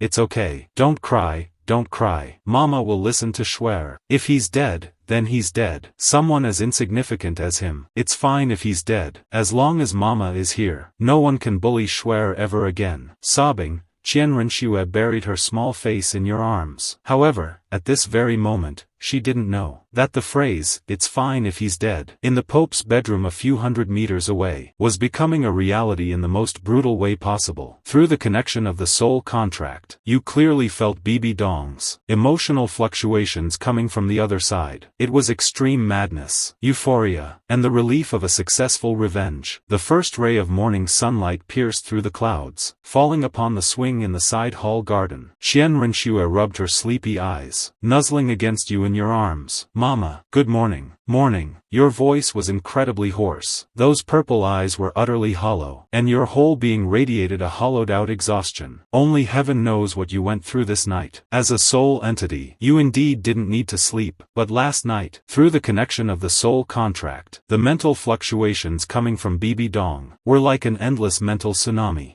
As Bibi Dong killed Qian Xuanji and opened the Rakshasa realm, that malicious intent from the evil god, following the soul contract, poured unrestrainedly into your consciousness. That wasn't ordinary killing intent, but the most primitive, most blunt, and most disgusting malevolence. Tyranny, greed, lust, destruction. Countless crazed voices screamed in your head, infinitely amplifying the darkness suppressed in the depths of your heart. You felt as if you were on the verge of a mental breakdown. Meanwhile, Bibi Dong, at the center of the vortex, not only withstood the impact of this malevolence, but even had the strength to use this power to break through her bottleneck. "Mama, what's wrong? You look so pale." "It's nothing. Mama just had nightmares all night." You forced a smile, reaching out to pat Qian Renshue's head. That feeling of imminent loss of control told you that you had to leave immediately. Otherwise this clone might, due to the mental, unstable and explode on the spot. "Schwer, Mommy is tired, needs to go back and rest for a bit. Then I'll see Mommy off." You stood up, walking quickly out of the courtyard as if fleeing a disaster. "No need. Stay here and cultivate obediently. Mommy will come see you another day." Just as you turned the corner of the corridor, confirming you were out of Qian Renshue's sight, the Spider Emperor clone you controlled instantly collapsed, turning into countless purple-black light spots and dissipating into the air. At the same time, your main consciousness instantly crossed space, and plunged back into your main body in the Saintess Hall's bedroom. The originally peaceful consciousness space suddenly rippled violently. A pitch-black, ink-like space rift emitting a heart-palpitating aura tore open out of thin air. A foot wearing a purple high heel stepped out, followed by a long, slender calf, and a purple robe stained with a faint blood aura, and the aura of the evil god. Bibi Dong is back. At this moment, she was surrounded by faint purple-green mist. Her originally cold and elegant face now looked more bewitching and sinister. Those eyes were as deep as a bottomless abyss. Just making eye contact made one's soul tremble. Having devoured Qian Xuanji, and endured a night of baptism by evil thoughts in the Rakshasa realm, her soul power was not only completely stabilized, but had further advanced, entering the ranks of a level 97 Peak Douluo. "How is this power? How my ass? I'm almost driven crazy by the torture. Those evil thoughts in the Rakshasa realm, how did you endure them?" "I only caught some scraps. My brain is still looping. 100 ways to destroy the world, and 1,000 NSFW images." A flash of pleasure crossed Bibi Dong's originally cold face. "Can't handle this already? That's because you have too many stray thoughts, and not enough willpower. As long as the hatred in your heart is pure enough, those chaotic desires cannot shake your mind. However, the power of Rakshasa is indeed too dangerous. I originally planned to start accepting the inheritance now, but looking at it now, it's safer to wait until level 99, and start the divine trial in a complete state. Big sis, why don't we switch to a different inheritance? You're almost crazy after just one night. If we actually start the Rakshasa divine trial later, Bibi Dong can handle it, but you can't." Bibi Dong looked at you lying on the ground wanting to die, and was very pleased. Who told this guy to make some kind of soul blood pact with her? If it were just the accessory state from before, the Rakshasa evil thoughts wouldn't erode this old spider. But now, their souls are fused together. In a sense, this guy has to undergo the trial of the Rakshasa God with her. Thinking of this, Bibi Dong's expression changed. "Wait, Nan Feng, get up.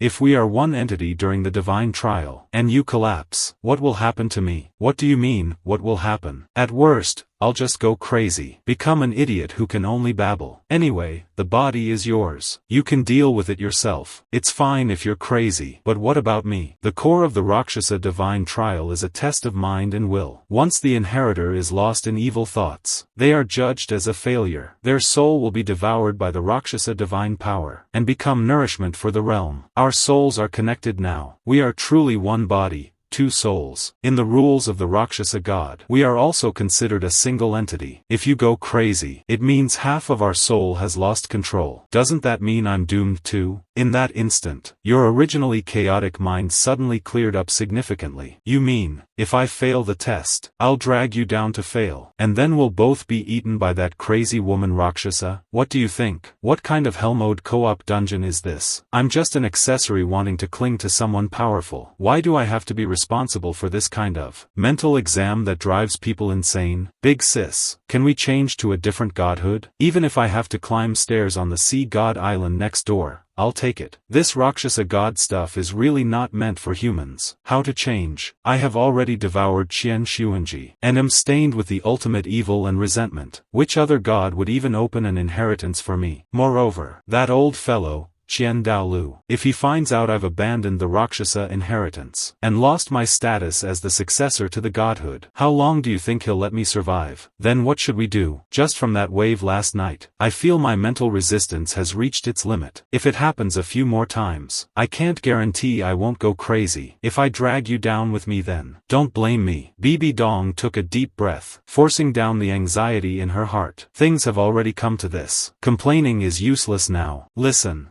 Nan Feng, starting today, you must train with me. I will use the killing intent of the death god domain to stimulate your soul bit by bit and increase your mental resistance. Although the process will be painful, it's better than being swallowed by the Rakshasa god. Also, from now on, every time you enter the Rakshasa realm, you must remain conscious throughout. I will allocate some mental power to protect you, but you'll have to endure the main impact yourself. Endure my foot. Is that even something a human can endure? You have to endure it even if you can't. For my sake, and for your own, you must pull yourself together. Otherwise, while the two were still arguing about the tutoring sessions, a heavy and solemn bell tolled once again. 81 tolls of the funeral bell. The echoes lingering, the entire spirit city fell into a deathly silence of mourning. Bibi Dong turned her head to look out the window. A cold sneer reappeared at the corner of her mouth. It seems, Qian Douluo has already arranged everything. Let's go. My Your Holiness the Pope, since we've already boarded this pirate ship, let's play our parts well for now. As for that damn Rakshasa God's trial, at worst, we'll just torture each other every day, and see who goes crazy first. At this moment, inside the Pope's palace, white banners hung high. The atmosphere was suffocatingly oppressive. A massive coffin was placed in the center of the hall, containing none other than Qian Xuanji. Bibi Dong, dressed in black mourning clothes, entered the hall with a solemn expression. The atmosphere in the hall was heavy. No one spoke. Golden Crocodile Douluo's gaze immediately locked onto Bibi Dong.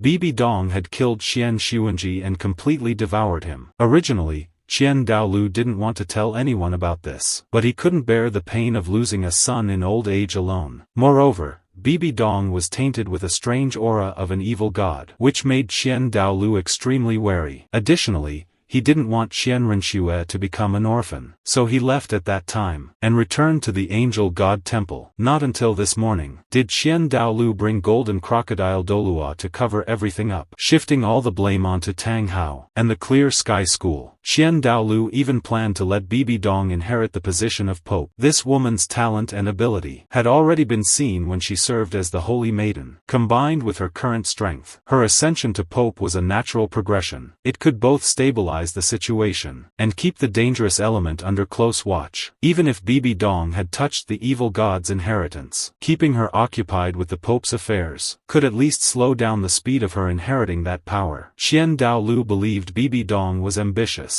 Otherwise, she wouldn't have used such a covert method to kill Qian Xuanji. Nor would she have stayed in Spirit City after killing him. She also wanted the position of Pope. Atop the high platform, Qian Douluo stood with his hands behind his back. He did not turn around, nor did he want to, facing the murderer of his son right behind him, and having to personally install her as Pope, still left him with an indescribable sense of exhaustion and disgust. Golden Crocodile Douluo glanced at that silent figure, sighing inwardly. Those clouded yet piercing old eyes scanned the crowd. The pressure of a peak level 98 title Douluo descended like a great mountain. Since everyone is here, I shall now announce the great priest's decree. Pope Qian Xuanji, while upholding the glory of the Spirit Hall, was ambushed by the traitor Tang Hao of the Clear Sky School. Despite all efforts to save him, his essence was damaged, and he unfortunately passed away last night. Despite being mentally prepared, hearing the definitive news of death still made the hearts of the elders sink, their faces clouded with grief. However, a nation cannot be without a ruler for a single day, and the Spirit Hall cannot be without a master. Now is a time of great turmoil, with the Clear Sky School watching like a tiger from without, and the need to stabilize the people within. After deliberation between the great priest and myself, it has been decided that the Holy Maiden, Bibi Dong, from this day forward, she succeeds as the Pope of Spirit Hall. As soon as these words were spoken, the oppressive silence of the hall instantly erupted into chaos. Second priest, isn't this a bit hasty? Although Her Highness the Saintess is naturally gifted, she is still very young. She is not even 30 years old. In the 1,000-year history of Spirit Hall, there has never been such a young pope. Indeed, the position of the pope concerns the rise and fall of Spirit Hall. If a woman under 30 is put in charge, it may be difficult to win the people's trust, and even harder to intimidate the powers of the world. Doubts rose one after another. In their eyes, although Bibi Dong is a genius, she is still just a junior. To let her be the pope, where would we old men save our dignity? Golden Crocodile Douluo neither explained nor grew angry. He simply turned his head, looking at Bibi Dong, who had remained silent. Bibi Dong, it seems everyone doesn't understand your strength well enough. In that case, let them see if you have the qualifications. Bibi Dong nodded slightly, her stunningly beautiful face devoid of expression, only a flicker deep in her eyes, of contempt for these mediocre people. Donger, can you let your big brother handle the flexing here? Get lost. Okay. Bibi Dong took a step forward, a cold and domineering, terrifying aura,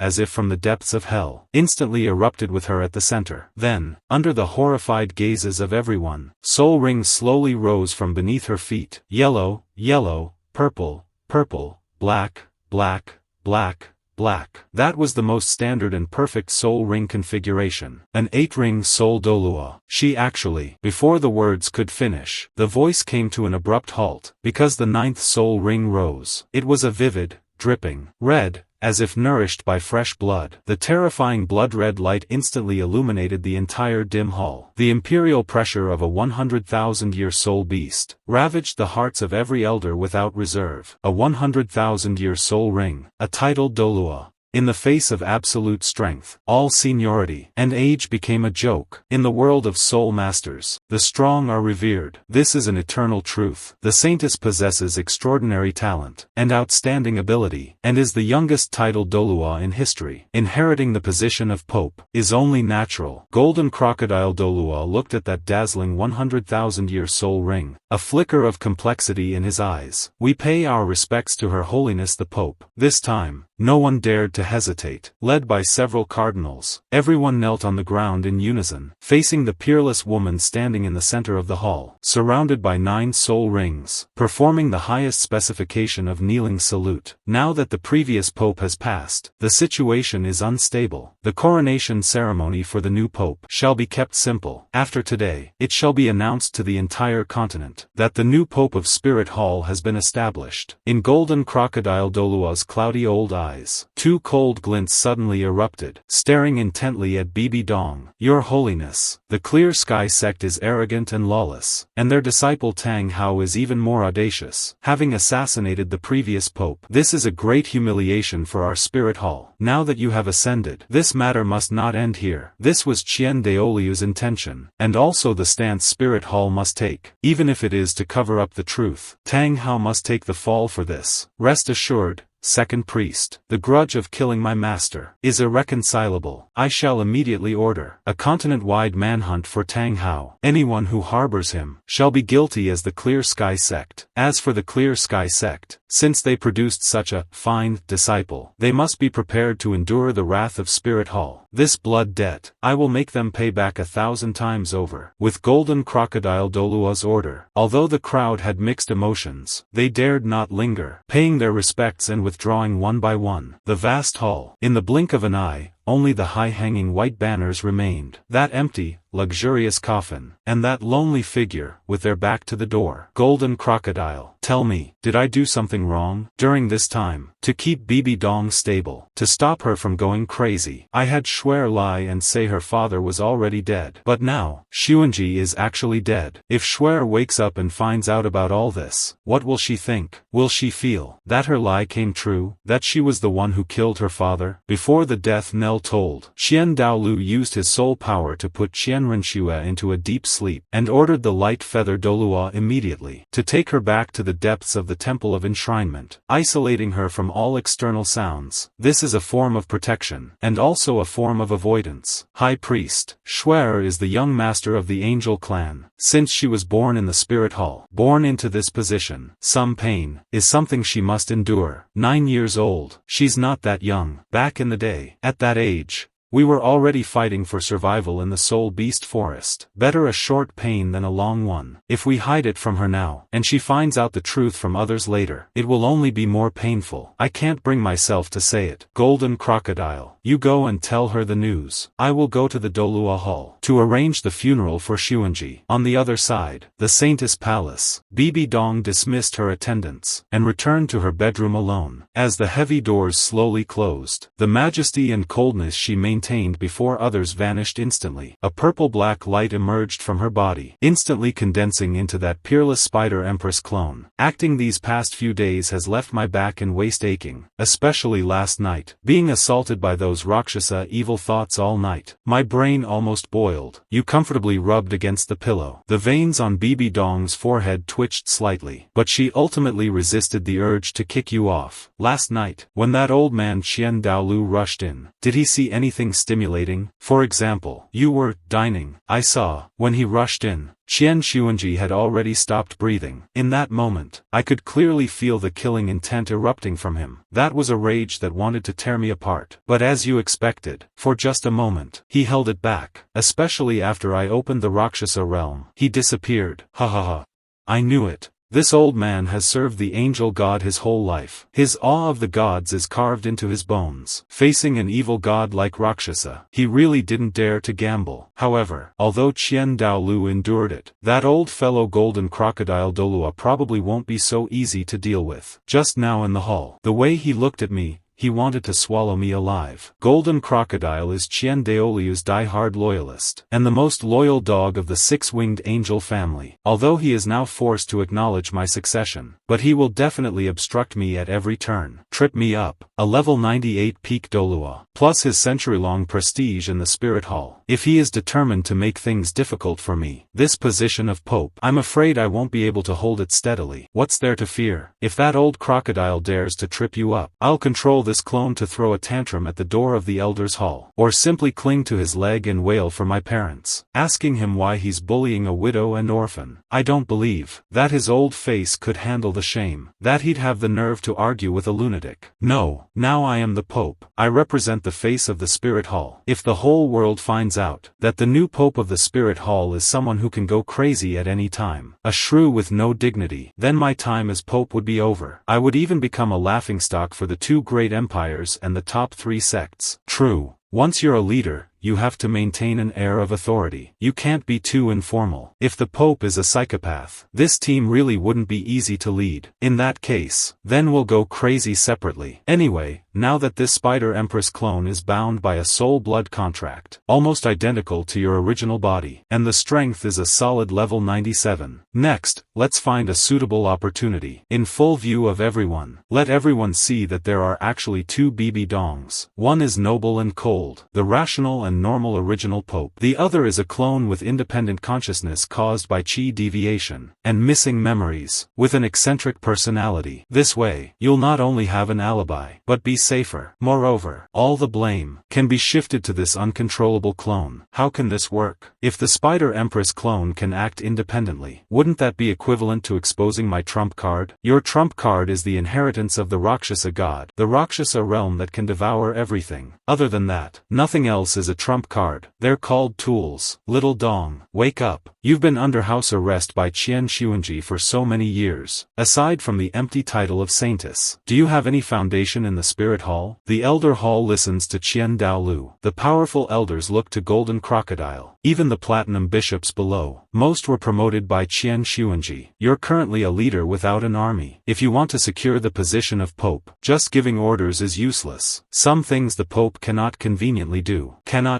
or things that must remain in the shadows. Someone has to do them. Let this amnesiac clone of mine stand in the open, and become the blade in your hand. Are you sure you're not just doing this to cause trouble openly? Little Dong, what are you saying? I'm doing this all to help you. Your words are indeed piercing, but for two of me to appear at once, such a thing is too inconceivable. How do I explain this to the Elder Hall? How do I make the world believe it? You are the Pope. Who do you need to explain to? When people ask, you just put on a look of helplessness and say, oh dear, I am quite desperate myself. Since the last chi deviation, this 8th soul skill mutated. This clone has its own ideas and runs around. I can't even control her. Bibi Dong looked at the person in front of her with her own face, yet smiling like an old fox. She felt a chill run down her spine. This plan was too perfect, but it was precisely because it was too perfect that she felt afraid. Seeing Bibi Dong staring blankly, he couldn't help but raise an eyebrow. What? Are you impressed by my wisdom? Do you suddenly feel that having a strategist like me by your side is the greatest luck of your life? Perhaps, but I feel more that this is like some kind of slow-acting poison. Nan Feng, can you tell me, was this really a spontaneous idea? From the moment you offered the sacrifice in the Death Valley, was all of this part of your calculation? Back then, I thought I was the hunter in control of everything, and you were just my prey, my soul ring. As a result, not only did you not die, but you merged into my Death Spider Empress martial soul, seizing half of my body's control. That was the first step. Returning to Spirit City, you used Qian Xuanji's affairs to create panic, even going so far as to provoke me, forcing me,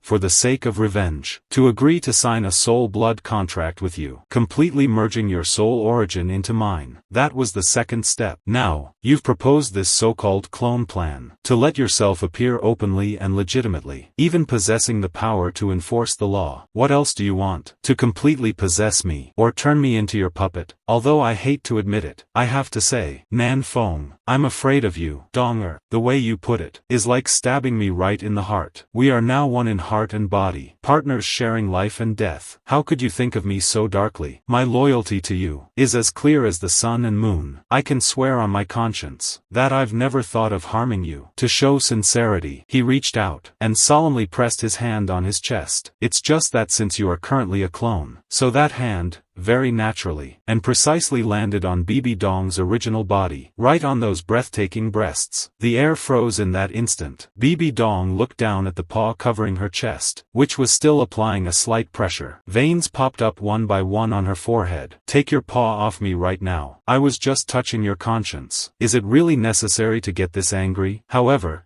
Bibi Dong didn't immediately deactivate her soul skill, nor did she forcibly shove you back into the sea of consciousness. This meant she tacitly agreed to that crazy clone plan. You stretched your limbs, and strolled into the garden with an arrogant gait. No cultivating, no working, just eating, drinking, and basking in the sun every day, occasionally shifting the blame onto that powerhouse Bibi Dong. This is the retirement life I've always dreamed of. Just as you were about to pop a pastry into your mouth, and enjoy this rare moment of slacking off, you suddenly froze. A surge of soul power as piercing as a winter wind, accompanied by a naive yet divine angelic aura, abruptly entered the perception range of the Saintess Hall. Just clocked out and now I'm back on the clock. Even a farm donkey wouldn't be worked this hard. Her Her biological father just died, and instead of mourning at the funeral hall, she comes to me, the stepmother, for comfort. I want a vacation too. Why do I have to work overtime to babysit? Although you were completely unwilling in your heart, for the sake of the big picture and your own life, you adjusted your sitting position. You didn't stand up to greet her, but remained lazily leaning back in the rocking chair. Only your expression shifted from a lazy slump, instantly to one with a hint of confusion, and a touch of tenderness, in loving mother mode. Seeing this, Qian Renshue's heart, which had been anxious, settled halfway. If it were that cold, real mother who hated her, she would never show such a relaxed demeanor. Only the gentle, amnesiac new mother would be this carefree. Shuer, why are you here? What are you hiding there for? Hearing this familiar, gentle voice, the final line of defense in Qian Renshue's heart completely collapsed. No longer caring about tests or etiquette, she stumbled out of the bushes on her short legs, and dove straight into your arms. Tears streamed down her face like broken pearls. Just now, her second grandfather told her that her father was dead, and had already been buried. She didn't even get to see him one last time, nor was there anything left to remember him by. She wanted to cry and complain, wanted to tell her mother that her father was gone, wanted to say how sad she was, but as the words reached her lips, she forced herself to swallow them back. No one bullied me. I just missed you, Mommy. Silly child. Mommy has always been right here, and isn't going anywhere. You pulled Qian Renshue back into your embrace, resting your chin on top of her head, while your gaze looked over the garden wall, toward a figure hidden in the shadows in the distance. At this moment,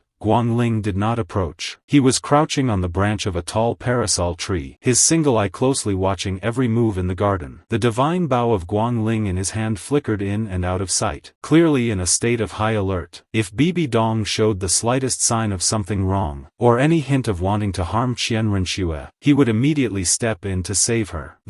There, stop crying. You stroked Qian Renshue's smooth golden hair, a loving mother's smile on your face. But your consciousness had already silently slipped into the sea of consciousness, connecting directly to Bibi Dong in the bedroom. Little Dong, stop playing dead. Come out and get to work. Nan Feng, what do you want now? Can't you see I'm cultivating? Cultivating my ass. There's something more important right now. Get out here quickly. Let's put on a big show. If we play this part well, I'll be able to do whatever I want in the spirit hall. No, I am the Pope now. I represent the face of the spirit hall. Fine, you're not coming out, huh? Then I'll just bring Qian Renshue in there. Who knows? I might even use your body to cause some trouble. You dare? See if I dare. Give me a straight answer. Do you come out, or do I go in? Play what? Simple. In a moment, you come out, and we'll have a chance encounter. Then you act shocked, and I'll act shocked too. Then, without another word, we'll start fighting immediately. And it has to be a real fight. The bigger the commotion, the better. Ideally, we'll lure that old guy Qian Douluo here. Once the audience is in place, you'll shatter this clone of mine in one move. Then, you just roll your eyes back, and faint. Are you crazy? I've just ascended as the Pope, and this is exactly when I need to establish my authority. If I fight my own clone in full view of everyone, and then faint, how will the elders see me? They'll just think I'm mentally unstable, and unfit for the position. That's where you're wrong. It's precisely because you're the Pope, that you need to show you're unpredictable. Why did Qian Douluo let you be the Pope? It's because he's afraid that you,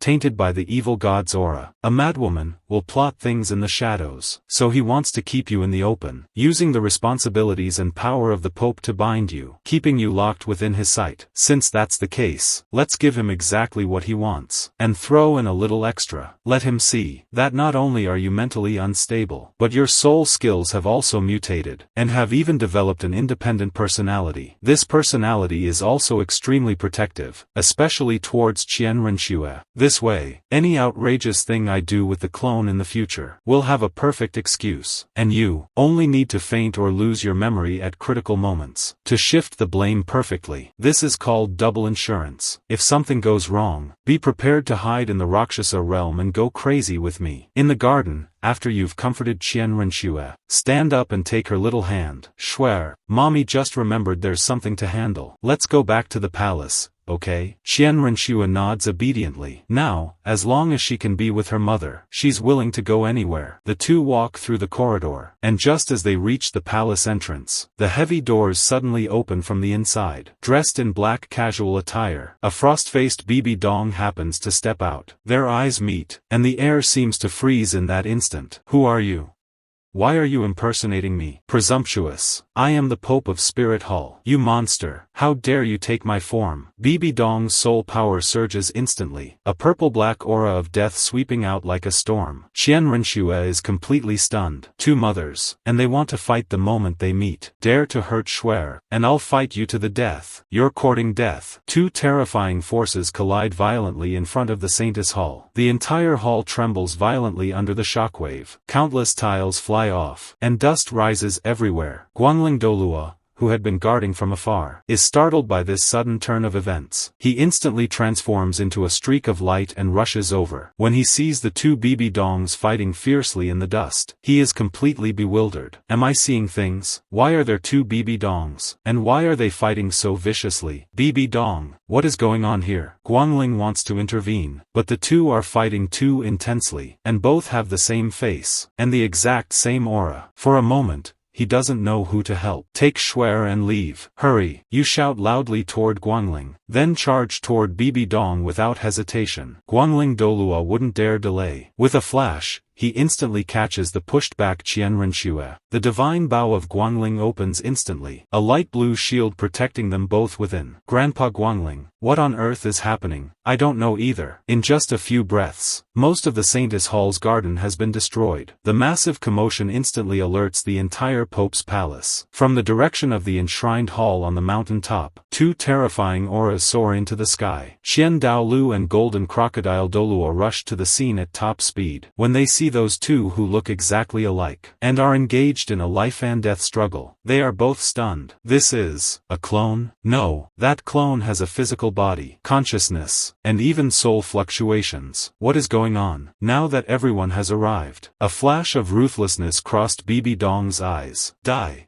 8th soul skill. Spider Emperor clone. But this time, she isn't summoning a clone, but detonating it. Because your body is essentially a product of the 8th soul skill. The original body holds absolute control. Shatter for me. How is this possible? Your body suddenly stiffened, a look of pain and disbelief appearing on your face. The next second, your body exploded violently in full view of everyone, turning into a sky full of purple-black light particles, which surged back into Bibi Dong's body. Ah, no, get out. I am the Pope. I am Bibi Dong. Shuer. Bibi Dong let out a painful scream, clutching her head with both hands, as if her entire being was splitting apart. Her voice switched frantically between coldness and tenderness, and her eyes flickered between purple-green and a clear purple. Finally, Bibi Dong's body went limp, and she completely fainted. Qian Douluo, Golden Crocodile, Guangling, and Qian Renshua, who was crying her eyes out, all stared blankly at this scene. After a long while, Qian Douluo took a deep breath, his expression incredibly complex. It seems her illness is more severe than we imagined. At this moment, the gardens of the Saintess Palace were in ruins. A complete mess. A total mess. Qian Douluo stood with his hands behind his back, staring intently as Bibi Dong was carried inside, his expression grave to the extreme. Golden Crocodile Douluo stood beside him, asking via spiritual transmission, High Priest, were those two really both Bibi Dong? Qian Douluo took a deep breath, a flash of deep apprehension in his eyes. Yes, last night, when I sensed something happen to Sun Ji, I saw one of the Bibi Dongs with my own eyes, holding Shuer and gazing at the stars. But when I rushed into the Pope's bedroom, another Bibi Dong was devouring Sun Ji. At the time, I also found it inconceivable, and I couldn't figure out how this woman did it. Now it seems, this isn't a typical twin martial soul backlash. Golden Crocodile. Did you notice just now? What? That clone shattered by Bibi Dong, although it could use soul power, and its physical body had reached level 97, but it had no soul rings, nor did it use soul bone abilities. This fits the characteristics of a soul skill clone. However, even with a soul skill mutation, it's impossible to have such complete soul soul fluctuations, or even an independent personality and memories. To this extent, even I cannot tell the real from the fake. The only explanation must be that evil god inheritance she encountered. Other than a god, I can't think of any power capable of this. That so-called clone is likely a result of Bibi Dong's cultivation deviation, or the erosion of the evil god's power, creating a split personality with amnesia. She placed her love for Shuer, and her confusion about the past, all within that clone. As for her original self, Xian Daolu didn't continue, but the meaning was already clear. The original is a madwoman consumed by hatred and evil thoughts. Brother, what do we do now? A schizophrenic, a pope who could lose control at any moment. If this gets out, will the spirit hall have any dignity left? Furthermore, what if she suddenly goes mad during an important occasion? Or that clone comes out to cause trouble again? I know, but we have no choice. Golden Crocodile, have you considered, if we strip her of the pope's position now, and force her out of the spirit hall, given her current strength and that evil god inheritance, where do you think she would go? The Slaughter City? Or find some deep mountain forest to meditate, fully accept the evil god's inheritance, and become a true evil god? When that happens, a madwoman hiding in the shadows, a lunatic with twin martial souls and god-level power, who spends her days plotting revenge against the spirit hall, would you be able to sleep? Golden Crocodile Douluo fell silent. Indeed, compared to an uncontrollable threat in the shadows, one that is out in the open, a pope watched by countless eyes, is clearly much safer. Therefore, whether she has a split personality or not, she must become the pope, only by placing her in the position of pope, keeping her occupied with 1,000 tasks, letting her be bogged down by mundane affairs, keeping her under our constant surveillance, is the safest way. Moreover, that clone, that spark of kindness, might be the key to controlling her. As long as Shuer can still awaken that clone, as long as she still has feelings for Shuer, this blade will not spiral completely out of control. The saint's palace bedroom. Bibi Dong lay quietly on the bed. Her breathing was steady, but her brow was tightly furrowed, as if experiencing some painful struggle in her dreams. Xian Renshua knelt by the bedside, her small hands tightly gripping one of Bibi Dong's, her eyes red and swollen, staring at her mother's face without blinking. She feared that once her mother woke up,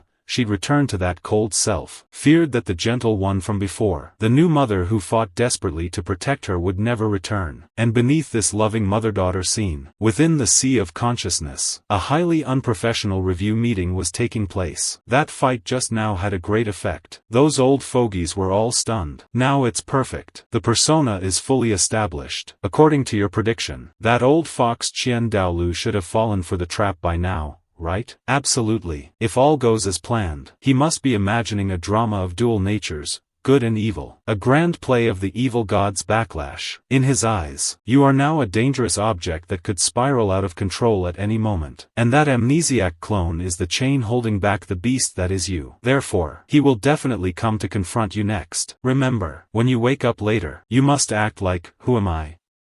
Where am I? The confusion of, what just happened? You have to tell him, that you have no idea when that clone appeared, that you were clearly in secluded cultivation in the palace. And here is the key part. You say, that during the fight, you subconsciously tried to activate the 8th spirit skill, Spider Emperor clone, but then discovered, that the imposter fighting you, was actually your out-of-control 8th spirit skill. This absurdity of fighting yourself, you must act it out. The more innocent, the better. The more broken, the better. Half an hour later, the palace doors were gently pushed open. Xian Daolu walked in alone. Shuer, go outside for a moment. Grandfather has some things to ask your mother. Grandfather, Mom won't turn back into that way, will she? She won't. Grandfather will help cure your mother. Go on. Grandpa Golden Crocodile is waiting for you outside. Only then did Xian Renshue reluctantly let go of Bibi Dong's hand. Walking out, looking back every few steps. As the doors closed again, the gentleness on Qian Daoliu's face vanished instantly, replaced by a deep solemnity. He walked to the bedside, looking down at Bibi Dong. Those golden eyes, which seemed to pierce the soul, narrowed slightly. Stop pretending to be asleep. I know you're awake. Bibi Dong on the bed slowly opened her eyes. In those purple eyes, the previous madness and chaos were gone. Nor was there that eerie tenderness. Only bottomless indifference and exhaustion. She propped herself up, sitting up with some difficulty, without bowing, simply rubbing her throbbing temples. Is the high priest here to gloat? The dignified new pope, fighting her own clone in front of her own door until everything went dark, and even knocking herself unconscious. This is indeed a huge joke. Bibi Dong's hand paused slightly, then gave a self-deprecating smile. Yes, I think it's quite ridiculous too. Bibi Dong, tell me, what exactly is going on with that clone? Bibi Dong shook her head, her eyes showing just the right amount of confusion and irritation. She said the words that had just been instructed. Hearing this, the last shred of doubt in Qian Daoliu's heart vanished. As expected, she doesn't even know herself. This really is a spirit skill mutation caused by the erosion of the evil god's power, or even a soul split. Can you actively activate the Spider Emperor clone, and release that special clone? Bibi Dong's hand on the quilt tightened slightly. Her eyes flickered with uncertainty. What? Can't you do it? I'll try, but I can't guarantee if I can control her. That thing is very dangerous. No matter, with me here, she won't be able to cause any trouble. Just go ahead and do it. Alright. Bibi Dong slowly closed her eyes. Soul power began to surge around her. 8th soul skill, Spider Emperor clone. As that deep black soul ring lit up, a purple-black shadow separated from Bibi Dong's body like a ghost, quickly taking shape in the open space before the bed. As the light faded, another Bibi Dong,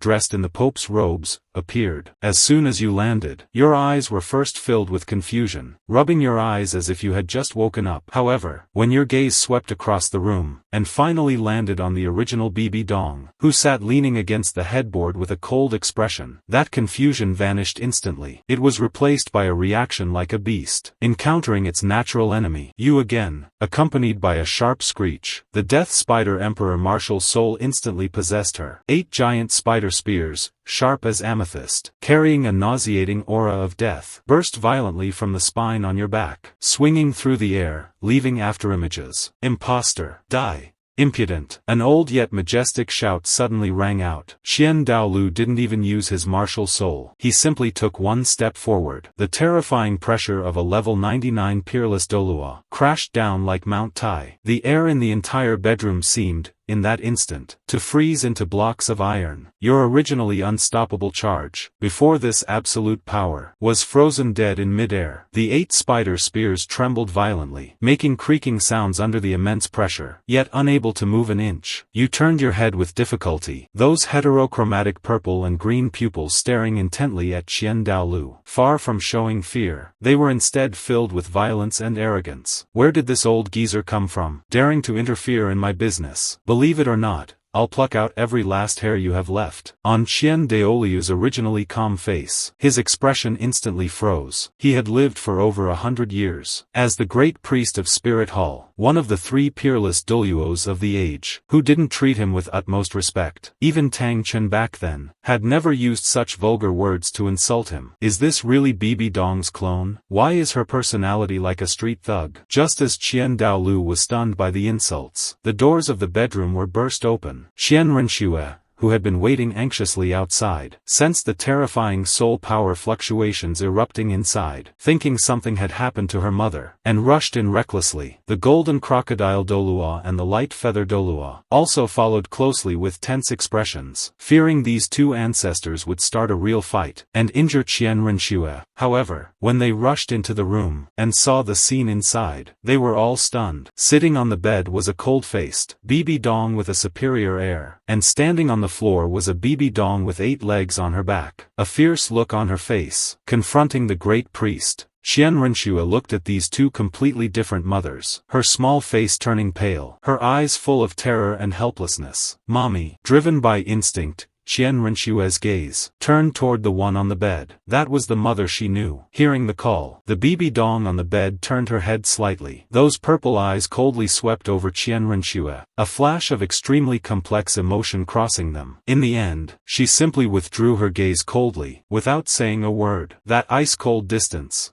made Qian Renshue's heart instantly sink. But just then, the fierce Bibi Dong who was confronting Qian Douluo. The moment she saw Qian Renshue, the violence in her eyes mostly vanished. "Shuer, be careful." You suddenly broke free from Qian Douluo's pressure, your figure flashing, instantly blocking the way in front of Qian Renshue. "Shuer, quick! Hide behind mommy. There's an imposter pretending to be me here. And an old bastard who bullies women. They're in cahoots. Don't be afraid. As long as mommy is still breathing, no one will touch a single hair on your head." Qian Douluo, Golden Crocodile Douluo, Light Feather Douluo. 3 old geezers who together are over 300 years old, watching that woman who was flailing her arms, speaking foully, yet protecting Qian Renshue like a mother hen protecting her chick, Bibi Dong. For a moment, they didn't know what expression to make, especially Qian Douluo. The corner of his eye couldn't stop twitching, but this seemed to further confirm his suspicion. Although this persona is crude, rude, and even a bit manic, her love for Shuer is real. "Mommy, please don't be like this. He's not an old bastard. He is Shuer's own grandfather." The fierce aura around you paused slightly. The 8 spider spears behind your back stopped waving, tilting your head. You looked Qian Douluo up and down, then revealed an expression of sudden realization that was incredibly punchable. "So you're the biological father of Shuer's worthless dog of a father. The son isn't exactly a decent man. Seems the father didn't teach him well either. I guess the apple doesn't fall far from the tree." The scene fell silent once again. Golden Crocodile Douluo's mouth twitched frantically. Light Feather Douluo almost choked on his own saliva. Qian Douluo's face was as black as the bottom of a pot. That woman who was once noble and cold, Bibi Dong,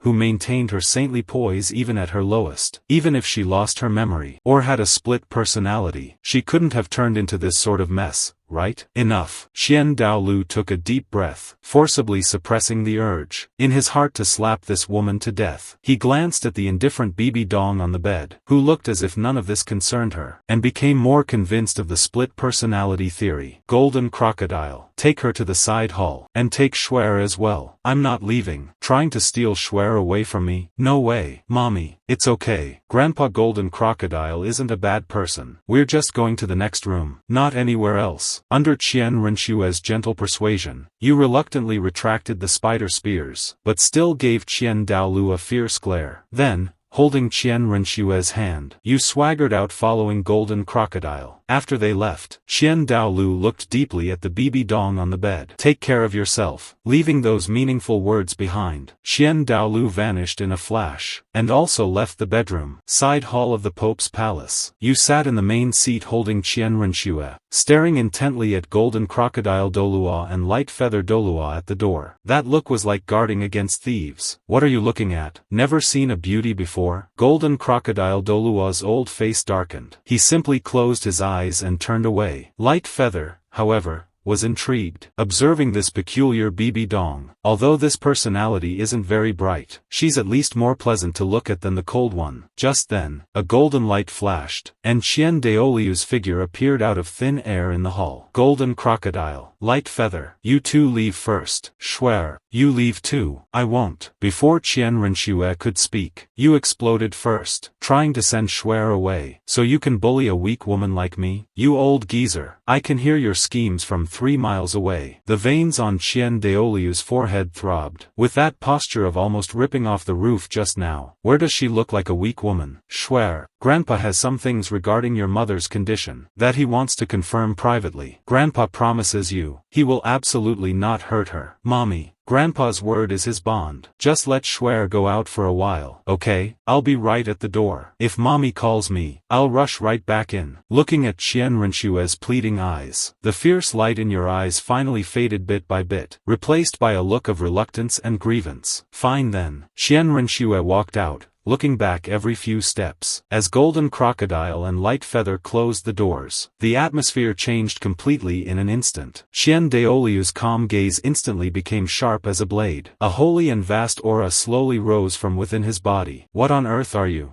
Are you Bibi Dong's benevolent side, or the evil god's trickery?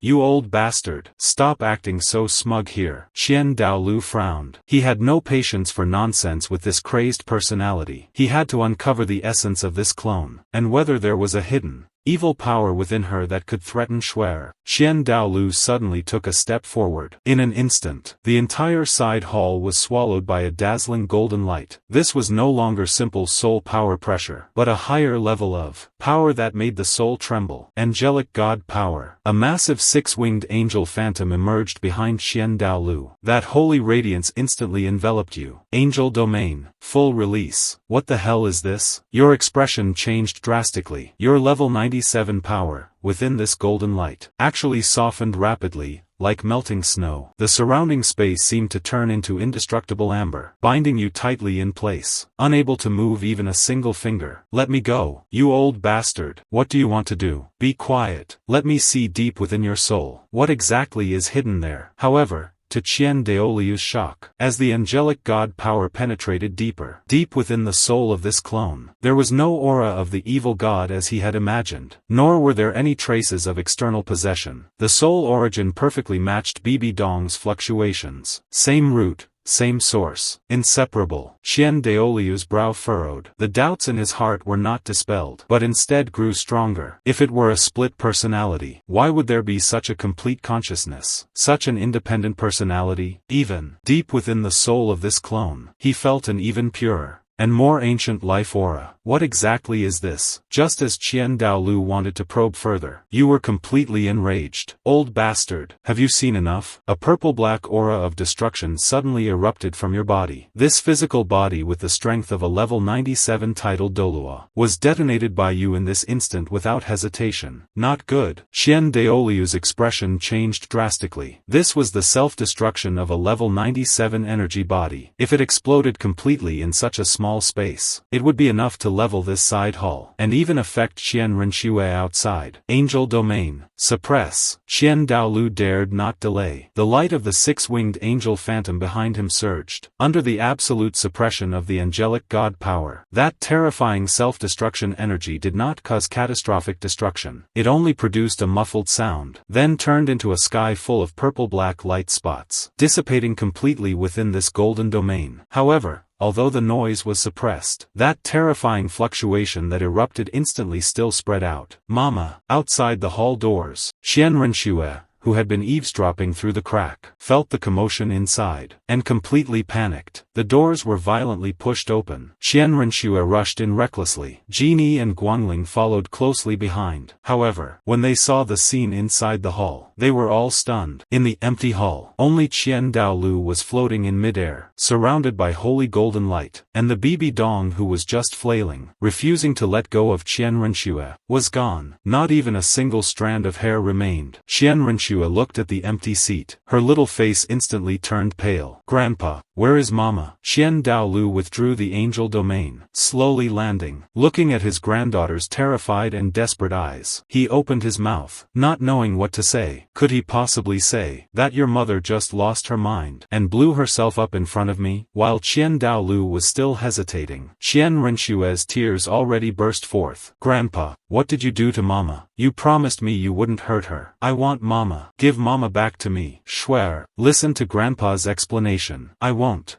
You lost Mommy. I want Mommy. On the other side, Bibi Dong's original body still lay quietly on the bed, seemingly still unconscious. But her consciousness had already sunk deep into the sea of spirit. In the center of this world, there stood a palace entirely constructed from spiritual power. You just copied her Saintess Palace bedroom and made a room for yourself. Bibi Dong's consciousness materialized. She pushed open the door and entered. On that large bed, a purple humanoid silhouette stood with its back to her, curled up in the corner, emanating an aura known as a mixture of autism and mania. Since the soul blood covenant, your soul form was no longer just that hideous death spider emperor, but could also become this blurry humanoid silhouette. What on earth is wrong with you? Why did you suddenly self-destruct your clone? Did Qian Daolu find something out? You remained motionless with your back to her, offering no response. Bibi Dong grew impatient. She reached out to pat your shoulder. Nan Feng, I'm asking you, don't touch me. This emperor is filthy right now. What madness is this? That was a clone. If it blew up, it blew up. It didn't hurt your origin. Where are you, filthy? You don't know a damn thing. That old geezer, that old pervert. He actually used angel divine power to forcibly invade my clone. That feeling. Do you know how disgusting it was? I am the Death Spider Emperor, the most mean and evil soul beast. That angel divine power is like boiling shit to me. He actually shoved that thing into my head. That hypocrisy. Blinding, scalding power of light, raging wildly within my soul, prying indiscriminately. I feel like I was violated by that old pervert. Bibi Dong's expression flickered. She could feel your current emotions. It was a feeling of being oppressed by a superior power. The rage and helplessness of having one's dignity trampled. She was all too familiar with this feeling. So familiar that in this instant, she actually felt a sliver of empathetic resonance with you. So you self-destructed just for that? Otherwise what? Was I supposed to just lie there and let him finish his inspection? Let him flip through every inch of my soul? This emperor would rather blow up that body than endure such bullshit. Enough. Since it's already blown up, stop wailing. Although Qian Daolu went too far, this actually helped us play our part perfectly. Now Qian Renshue is crying her heart out outside. That old man Qian Daolu is at the peak of guilt and embarrassment. This is the best time for us to turn the tables. I'm not going. Just the sight of that old geezer makes me want to vomit. And that golden light. Disgusting as hell. Deal with it yourself. I want to bathe. I want to wash my soul. Bibi Dong looked at the curled up, silkworm baby. Her lips twitched slightly. Fine. Get some rest. Bibi Dong's spirit returned to her body. In those purple eyes, the previous chaos of occasional madness and occasional tenderness was gone. There was only a heart-stopping silence and indifference. The door was pushed open. Qian Daolu, Jin Yi, Guang Ling, and Qian Renshue, with red-rimmed eyes, stood at the door. They didn't enter. Qian Renshue looked at her frost-faced mother. The sliver of hope that had just risen in her heart instantly shattered. Her anxious heart grew cold. That gentle mother was truly gone. You're awake, High Priest. Should I thank you?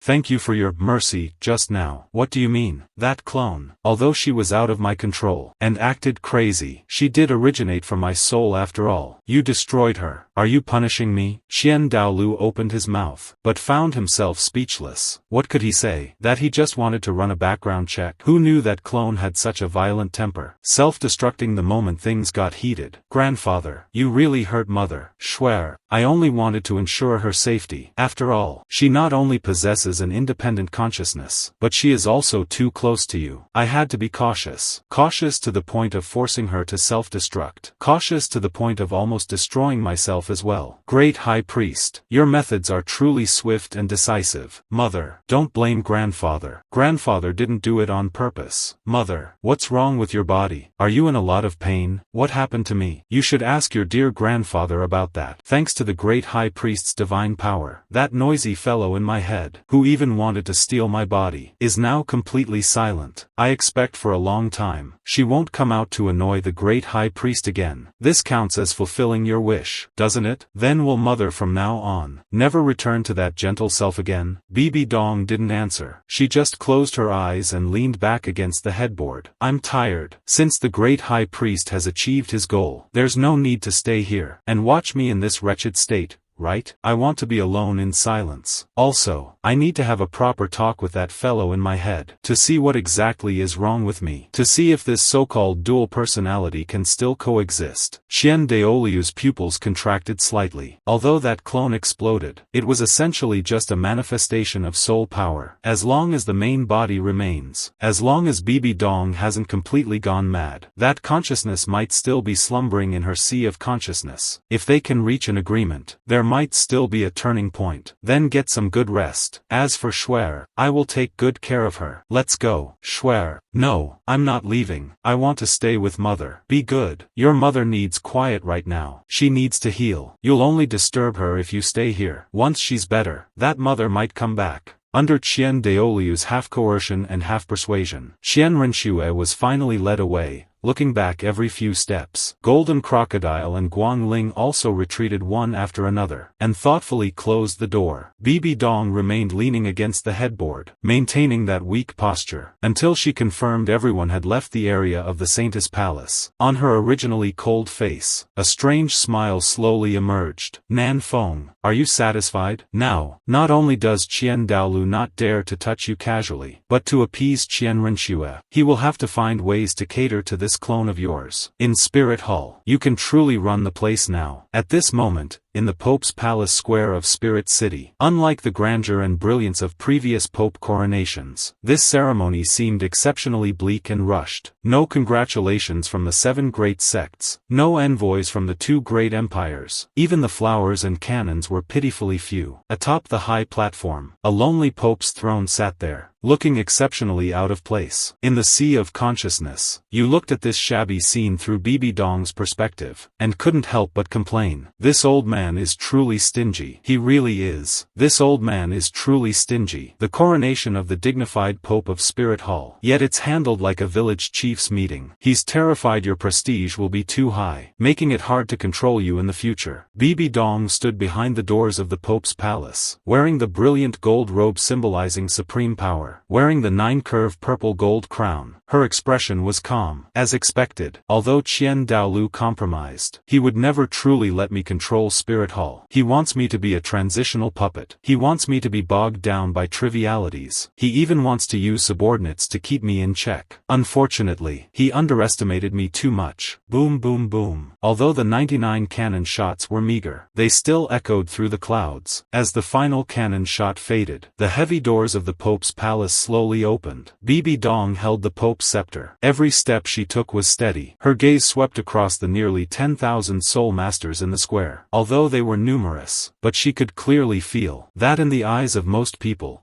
there wasn't much awe. More of it was scrutiny, doubt, and even disdain. A woman not even 30. Why should she be the Pope? Why should she lead these long-established experts? On both sides of the high platform, Qian Daolu did not appear. Only Golden Crocodile Douluo stood there with a few enshrined and elders. Golden Crocodile Douluo looked at Bibi Dong as she walked up. A hint of complexity flashed in those cloudy old eyes. He knew Qian Daolu's calculations, and knew what this shabby coronation ceremony meant. If the ceremony had been held according to normal specifications, the people below would truly believe Bibi Dong was the one they all hoped for. Then, for this woman to seize control of Spirit Hall would become simple. But the coronation was so rushed and even somewhat shabby. Not only did the high-ranking officials know something was wrong, but the people below would also have their own hidden agendas. This undoubtedly greatly increased the difficulty of Bibi Dong's task. Just in terms of winning over the people and seizing the Pope's authority, she would have to spend a lot of time and effort. On the high platform in front of the Pope's palace, Bibi Dong walked step by step toward that throne symbolizing supreme power. She didn't sit down immediately. Instead, she turned around, looking down upon the dense crowd in the square. Question me, despise me, the more you feel I am unqualified, the more you think I am just a vase who rose to power through the shadow of the previous pope, the lower your guard will be. Qian Daolu wants me to be a hollow puppet. Then I will go with the flow, and be a pope who seems weak and incompetent, until you all let down your guard, until I have completely seized the pope's power. Then, I will make you all kneel and tremble at my feet, show weakness to the enemy, and deceive through stealth. This was what she learned during her long years of house arrest, the most important rule of survival. Bibi Dong took a deep breath, preparing to suppress her entire aura, to give a standard, even slightly mediocre, inauguration speech, to play the role of the mediocre pope to the end. However, the moment she was about to speak, in the sea of consciousness, your roar, full of irritability and impatience, suddenly exploded. Patience my ass. Are you addicted to being a pig? This is Spirit Hall, the place on the continent that values strength the most. Why are you playing hide-and-seek with these soul masters who worship strength? Why play the show weakness game? Shut up. This is strategy. If I expose all my strength now, it will inevitably alert the major powers. Being cautious is the best policy. That's not strategy. That's just being cowardly. It's narrow-minded. All this time, I've been tortured by the Rakshasa evil thought. And my soul was torn apart by that old pervert Qian Daolu. And now I have to put up with these ants' nonsense for you. I've had enough. Today, I'll show these blind fools what absolute crushing power looks like. Nan Feng, how dare you? Before Bibi Dong could react, a terrifying power from the depths of the soul erupted instantly. That was your soul origin, the violent will of the 100,000-year Death Spider Emperor. Although Bibi Dong was the owner of the body, at this moment, their souls were deeply fused. If you were determined to cause trouble, it would take her some effort to stop you. But under the gaze of so many people, how could she fight herself in the sea of consciousness? Wouldn't she look like she was going crazy on the spot? In the moment Bibi Dong hesitated, you had already seized partial control of the body, limited to the control of soul power eruption. The next second, a cold, overbearing, terrifying pressure, as if from the 9 nether hells, instantly centered around Bibi Dong, swept across the entire Pope's palace square like a tsunami. The face of golden crocodile Douluo standing nearby changed abruptly. Before he could react, that pressure had already made the nearby cardinals, their legs go weak and kneel. Nearly 10,000 soul masters in the square felt as if their throats were being gripped tightly by an invisible hand, struggling to breathe, hearts racing. Then,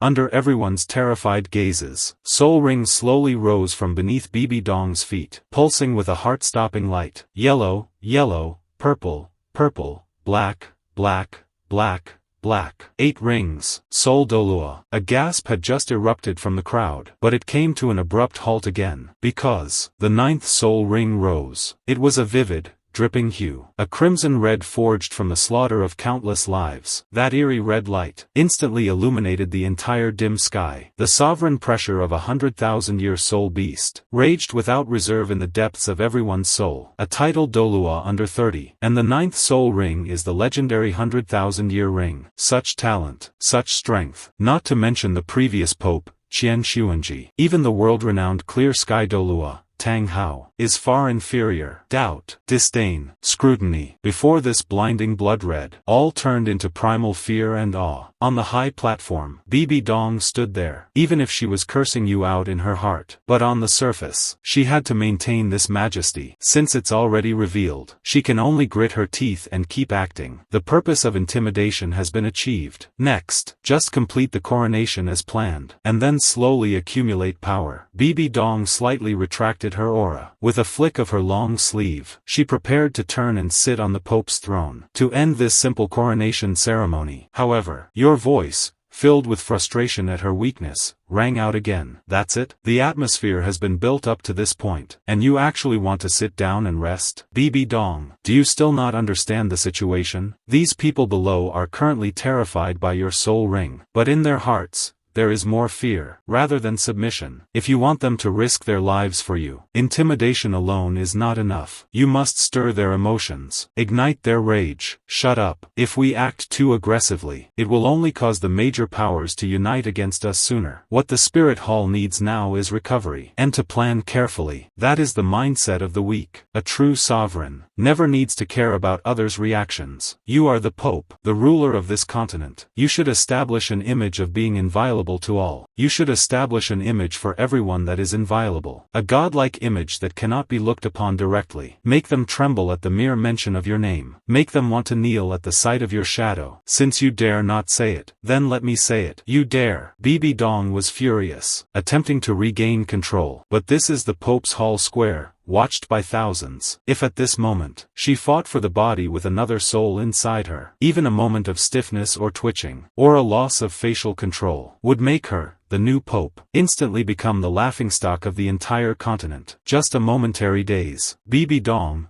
who was about to sit, suddenly froze, then stood straight again. You controlled Bibi Dong's body, standing at the edge of the platform, without looking at the bishops who were still trembling, but instead cast your gaze toward the distant horizon. Just now, weren't you all questioning this seat's age, questioning this seat's qualifications? Why are you all bowing your heads now? The entire place fell silent. No one dared to respond. Raise your heads. Many, trembling all over, subconsciously raised their heads. I know what you are thinking. You are afraid, ashamed, and also angry. The dignified Pope of the Spirit Hall, the supreme leader of the Soul Master world, was actually severely wounded by Tang Hao, who had just become a titled Douluo, and eventually died from the injuries. This is a great humiliation for the spirit hall, right? Among the crowd below, many people's breathing became rapid, their eyes flashing with the fire of humiliation. This seat tells you, this is indeed a humiliation. But this humiliation does not lie in how strong the Clear Sky Sect is, but in the fact that the previous pope was too incompetent. As soon as these words were spoken, everyone was shocked. The golden crocodile Douluo standing aside suddenly widened his eyes, almost thinking he had misheard. What? Think this seat is wrong? The dignified pope, leading 2 titled Douluo elders, and countless experts of the spirit hall, to surround and kill a Tang Hao who had just broken through level 90, and the result? Became famous while being trampled underfoot, yet returned fleeing like a stray dog, and finally died miserably in bed. If this isn't incompetence,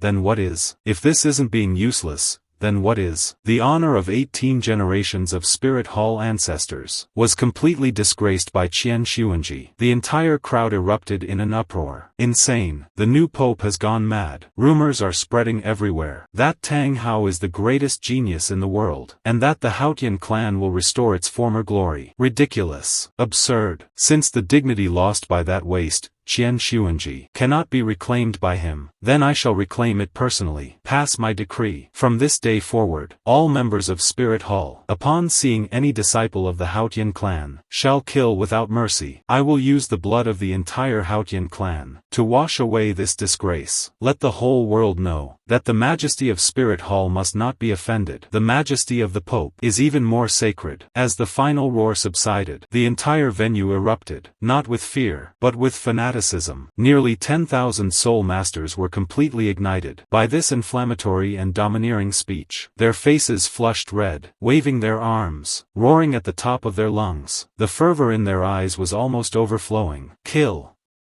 Kill! Kill! Blood for blood! Flatten the Haotian clan! Long live Spirit Hall! Long live Her Holiness the Pope! Golden Crocodile Douluo stood behind Bibi Dong, looking at the figure with her back to him, arms raised high, receiving the worship of the masses. His expression was somewhat grim, but seeing those below who had been completely incited, some even appearing manic, Golden Crocodile Douluo had to admit that this woman is a born leader. You stand atop the high platform, feeling the countless pairs of eyes below, bloodshot with desire, hatred, and fervor. The manic smile at the corner of your lips grew more intense. Look, little Dong Dong, this is human nature. These people usually act all righteous, but in their bones, they are greedier than anyone. To them, war means merit, means territory, and means they can legitimately plunder the wealth the Haotian clan accumulated over millennia. As long as we raise the banner of righteousness, they will risk their lives for their own profit. Your so-called keeping a low profile, showing weakness to the enemy, in the eyes of these soul masters, is nothing but weakness and incompetence. They don't need a politician who only knows how to reason. They need a bandit chief who can lead them to kill and burn, to steal money and seize territory. Bibi Dong was momentarily stunned by these words. This completely overturned the survival rules she had followed with caution and trepidation for the past 10 years. However, this domineering style of play also has one fatal flaw. That is, you can only win. You cannot lose. Once you lose, even if it's just a minor setback, those who just praised you to the heavens will instantly trample you into the mud. You will immediately become the incompetent waste you spoke of. After all, he who wants to wear the crown must bear its weight. Nan Feng, are you schizophrenic? Or do you think I'm that easy to fool? When I wanted to deal with Qian Xuanji before, you were as cautious as a shrinking turtle. Now, why are you urging me to use this win or lose routine? Isn't the contrast in your behavior a bit too extreme? Big sister, times have changed. What was the situation back then? That was regicide. That was rebellion. If we had failed, or if the plot had been exposed, we both would have ended up in the depths of hell. With our heads on the line, how could we not be cautious? But now, you are already the Pope. You've already claimed the seat. Plus, we just put on a great show with that double personality act. And we're holding Qianrenxue as our insurance policy. Besides, I don't think we'll lose. In reality, Bibi Dong slowly withdrew the overwhelming killing intent and pressure. She looked down at the crowd of spirit masters still shouting, "Long live the Pope." A flicker of complexity crossed her eyes, but was quickly replaced by determination. Since she had already boarded this rogue ship, she had no choice but to see it through to the end. Elders' Hall. Meeting Hall. The atmosphere was heavy. In front of a massive oval table, the core leadership of Spirit Hall were seated. Everyone's gaze was focused on the main seat, on the figure who had just sat down. Even when facing a group of veterans, whose seniority far exceeded hers, the old-titled Douluos, Bibi Dong's aura showed no sign of cowardice. Instead, she carried a cold majesty that had settled after being worshipped by 10,000 people in the square. Today's ceremony, Your Majesty's elegance was truly impressive, and that declaration was indeed inspiring. However, war is not a game, nor can it be won with a few passionate slogans. Now that the words have been spoken, the eyes of the whole world are on Spirit Hall. Since Your Majesty intends to gather the army within 3 days, to attack the Clear Sky School, you must already have a foolproof plan in mind. I wonder how Your Majesty intends to attack, and how to fight. If the top 3 sects stand together, and the 7 treasure glazed tile school and blue lightning tyrant dragon clan intervene, how should we respond? At the main seat, Bibi Dong's expression remained unchanged, her fingers tapping lightly on the table. Nan Feng, this mess of yours, you deal with it. I can, just give me the body, and I'll take over the fight. In reality, in Bibi Dong's purple eyes, a strange spark suddenly flashed. Her originally calm and water-like temperament became extremely aggressive in an instant. To deal with the Clear Sky School, this seat strategy consists of only 16 characters. Clip their wings. Besiege the point to strike reinforcements. Strike directly at the heart. Root them out completely. We are eager to hear the details. Step 1. Clip their wings. Though the Clear Sky School is strong, most of its disciples are direct descendants, and their numbers are limited. Their peripheral forces mainly rely on the 4 single attribute clans: the Power Clan, the Defense Clan, the Agility Clan, the Attack Clan. These 4 clans are the eyes, ears, purse, and armory of the Clear Sky School. Pass the order. Act against these 4 clans immediately. No need for surrender appeals. No need for negotiations. With the army pressing upon them, those who do not submit shall be exterminated. I want to make the Clear Sky School blind overnight. As soon as these words were spoken, everyone's expression changed. Your Majesty, although the 4 clans rely on the Clear Sky School, this war was ultimately started because of the direct disciple Tang Hao focusing fire on them first. How much significance does that have? Therefore, Step 2. Besiege the point to strike reinforcements. When the 4 clans are attacked, will the Clear Sky School save them or not? If they do, it will play right into our hands. You elders can intercept and kill them on the way. Kill every single one that comes. Kill every pair that arrives, ensuring they never return. If they don't, the morale of the Clear Sky School will crumble. Who would dare rely on them in the future? By then, spirit masters worldwide will see that the Clear Sky School is strong on the outside but hollow inside, and inherently selfish. As for the 3rd step, when their wings are gone, their morale is lost. With no reinforcements from without, and no supplies within, that will be the day this seat personally leads the army to flatten the gates of the Clear Sky School. The elders looked at Bibi Dong,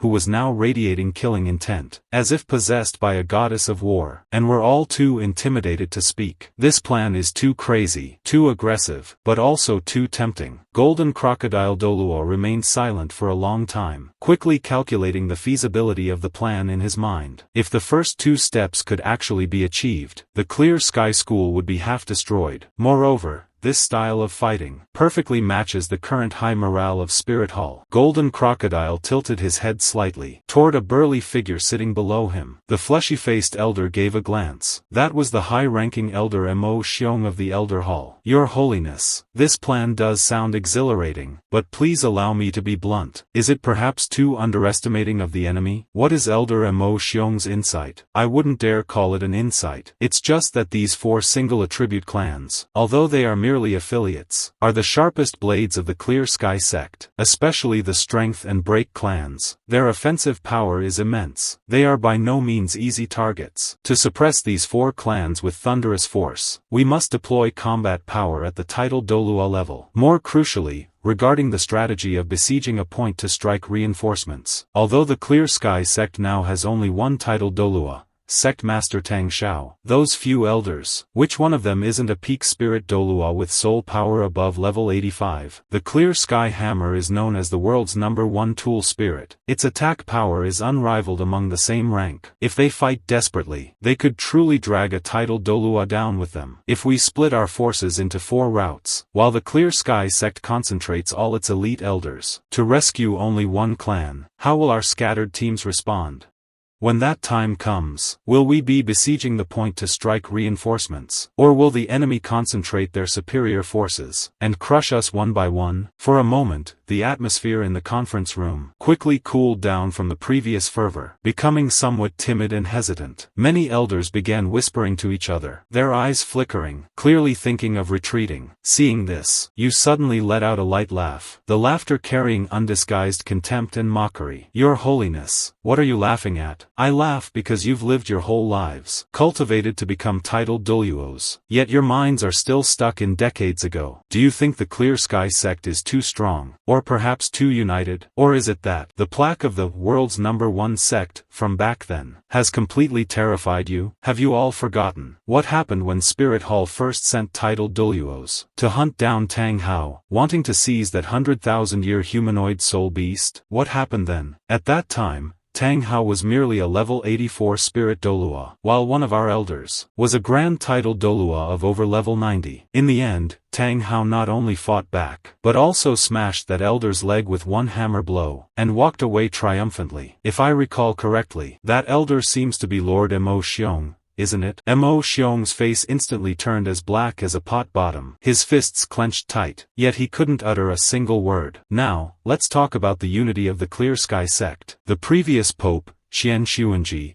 issued a decree denouncing the Clear Sky Sect, demanding they hand over Tang Hao and that soul beast. What happened then? Tang Hao's stubborn old father was already terminally ill. Upon hearing the news, and unable to find that filial son, he simply passed away from sheer rage, if not for the fact that Tang Xiao had just broken through level 90, and became a tidal Douluo, barely stabilizing the situation. Guess what? Those elders of the Clear Sky Sect would have done. Would they have fought Spirit Hall to the death for that rebellious son, Tang Hao? Or would they, to preserve the sect, have simply sold Tang Hao out? Everyone here is an old fox who has lived for decades. Could you possibly not see through this? You are truly living in the past, living in the shadow of that old monster, Tang Chen. But now, Tang Chen is gone, missing for so many years, no sign of him alive, no sign of his corpse. The current Clear Sky Sect is nothing more than a toothless tiger. Although Tang Xiao is a tidal Douluo, his personality is indecisive, capable of maintaining, but lacking in ambition. As for those elders, they are just a bunch of selfish, old fools who only bully their own. I can state this right here. As soon as Spirit Hall's army arrives, as soon as our blades are at their throats, it won't take long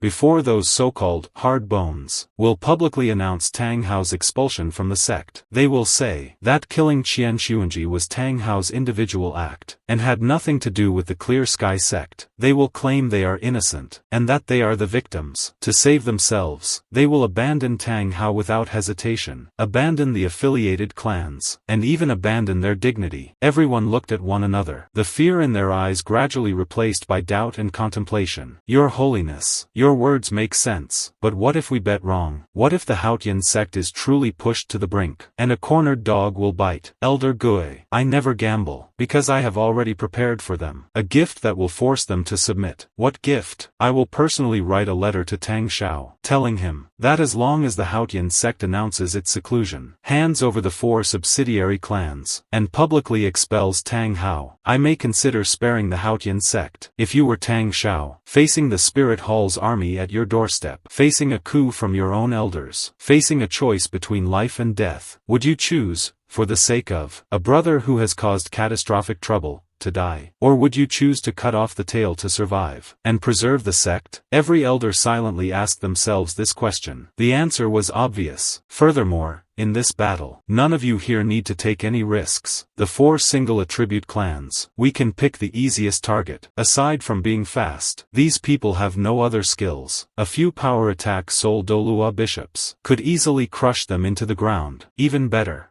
Bai He, the patriarch of the Agile clan, is the biological uncle of Tang Hao and Tang Xiao. This blood relation is a bond that cannot be broken. If the Haotian sect still has any shred of spirit, and truly wants to rescue one of the clans, their primary target will undoubtedly be the Agile clan. Therefore, we only need to concentrate our elite forces entirely on the Agile clan's front. As for the other 3 clans, just send a few people to harass them, to put on a show. As long as we hold them back, creating an illusion that they are being crushed by Spirit Hall and are in imminent danger, that will be enough. There is no need for a fight to the death. At this point, you look around the room, looking at the elders who are still hesitating, a hint of undisguised mockery appearing on your face. What? You were worried about being defeated one by one just now, and now that I've concentrated the main forces, you're still afraid? Then I will personally lead elders Chrysanthemum and Ghost to the Agile clan's headquarters. If Tang Xiao dares to come, I will deal with him myself. If those elders dare to come, I will personally send them to their graves. Your Holiness, you take too much upon yourself. Although my strength is lacking, I am still an elder of Spirit Hall. I am no coward who fears death. Since your Holiness dares to personally oversee the dangerous Agile clan, then for us to deal with the other 3, what is there to fear? That's right, that old gorilla from the Strength clan. I've wanted to meet him for a long time. This time, I'll definitely break his bones. I am also willing to go. In an instant, the crowd became impassioned. Whether their spirit was truly stirred or they just wanted to save face, even the golden crocodile Douluo could not say anything more in such an atmosphere.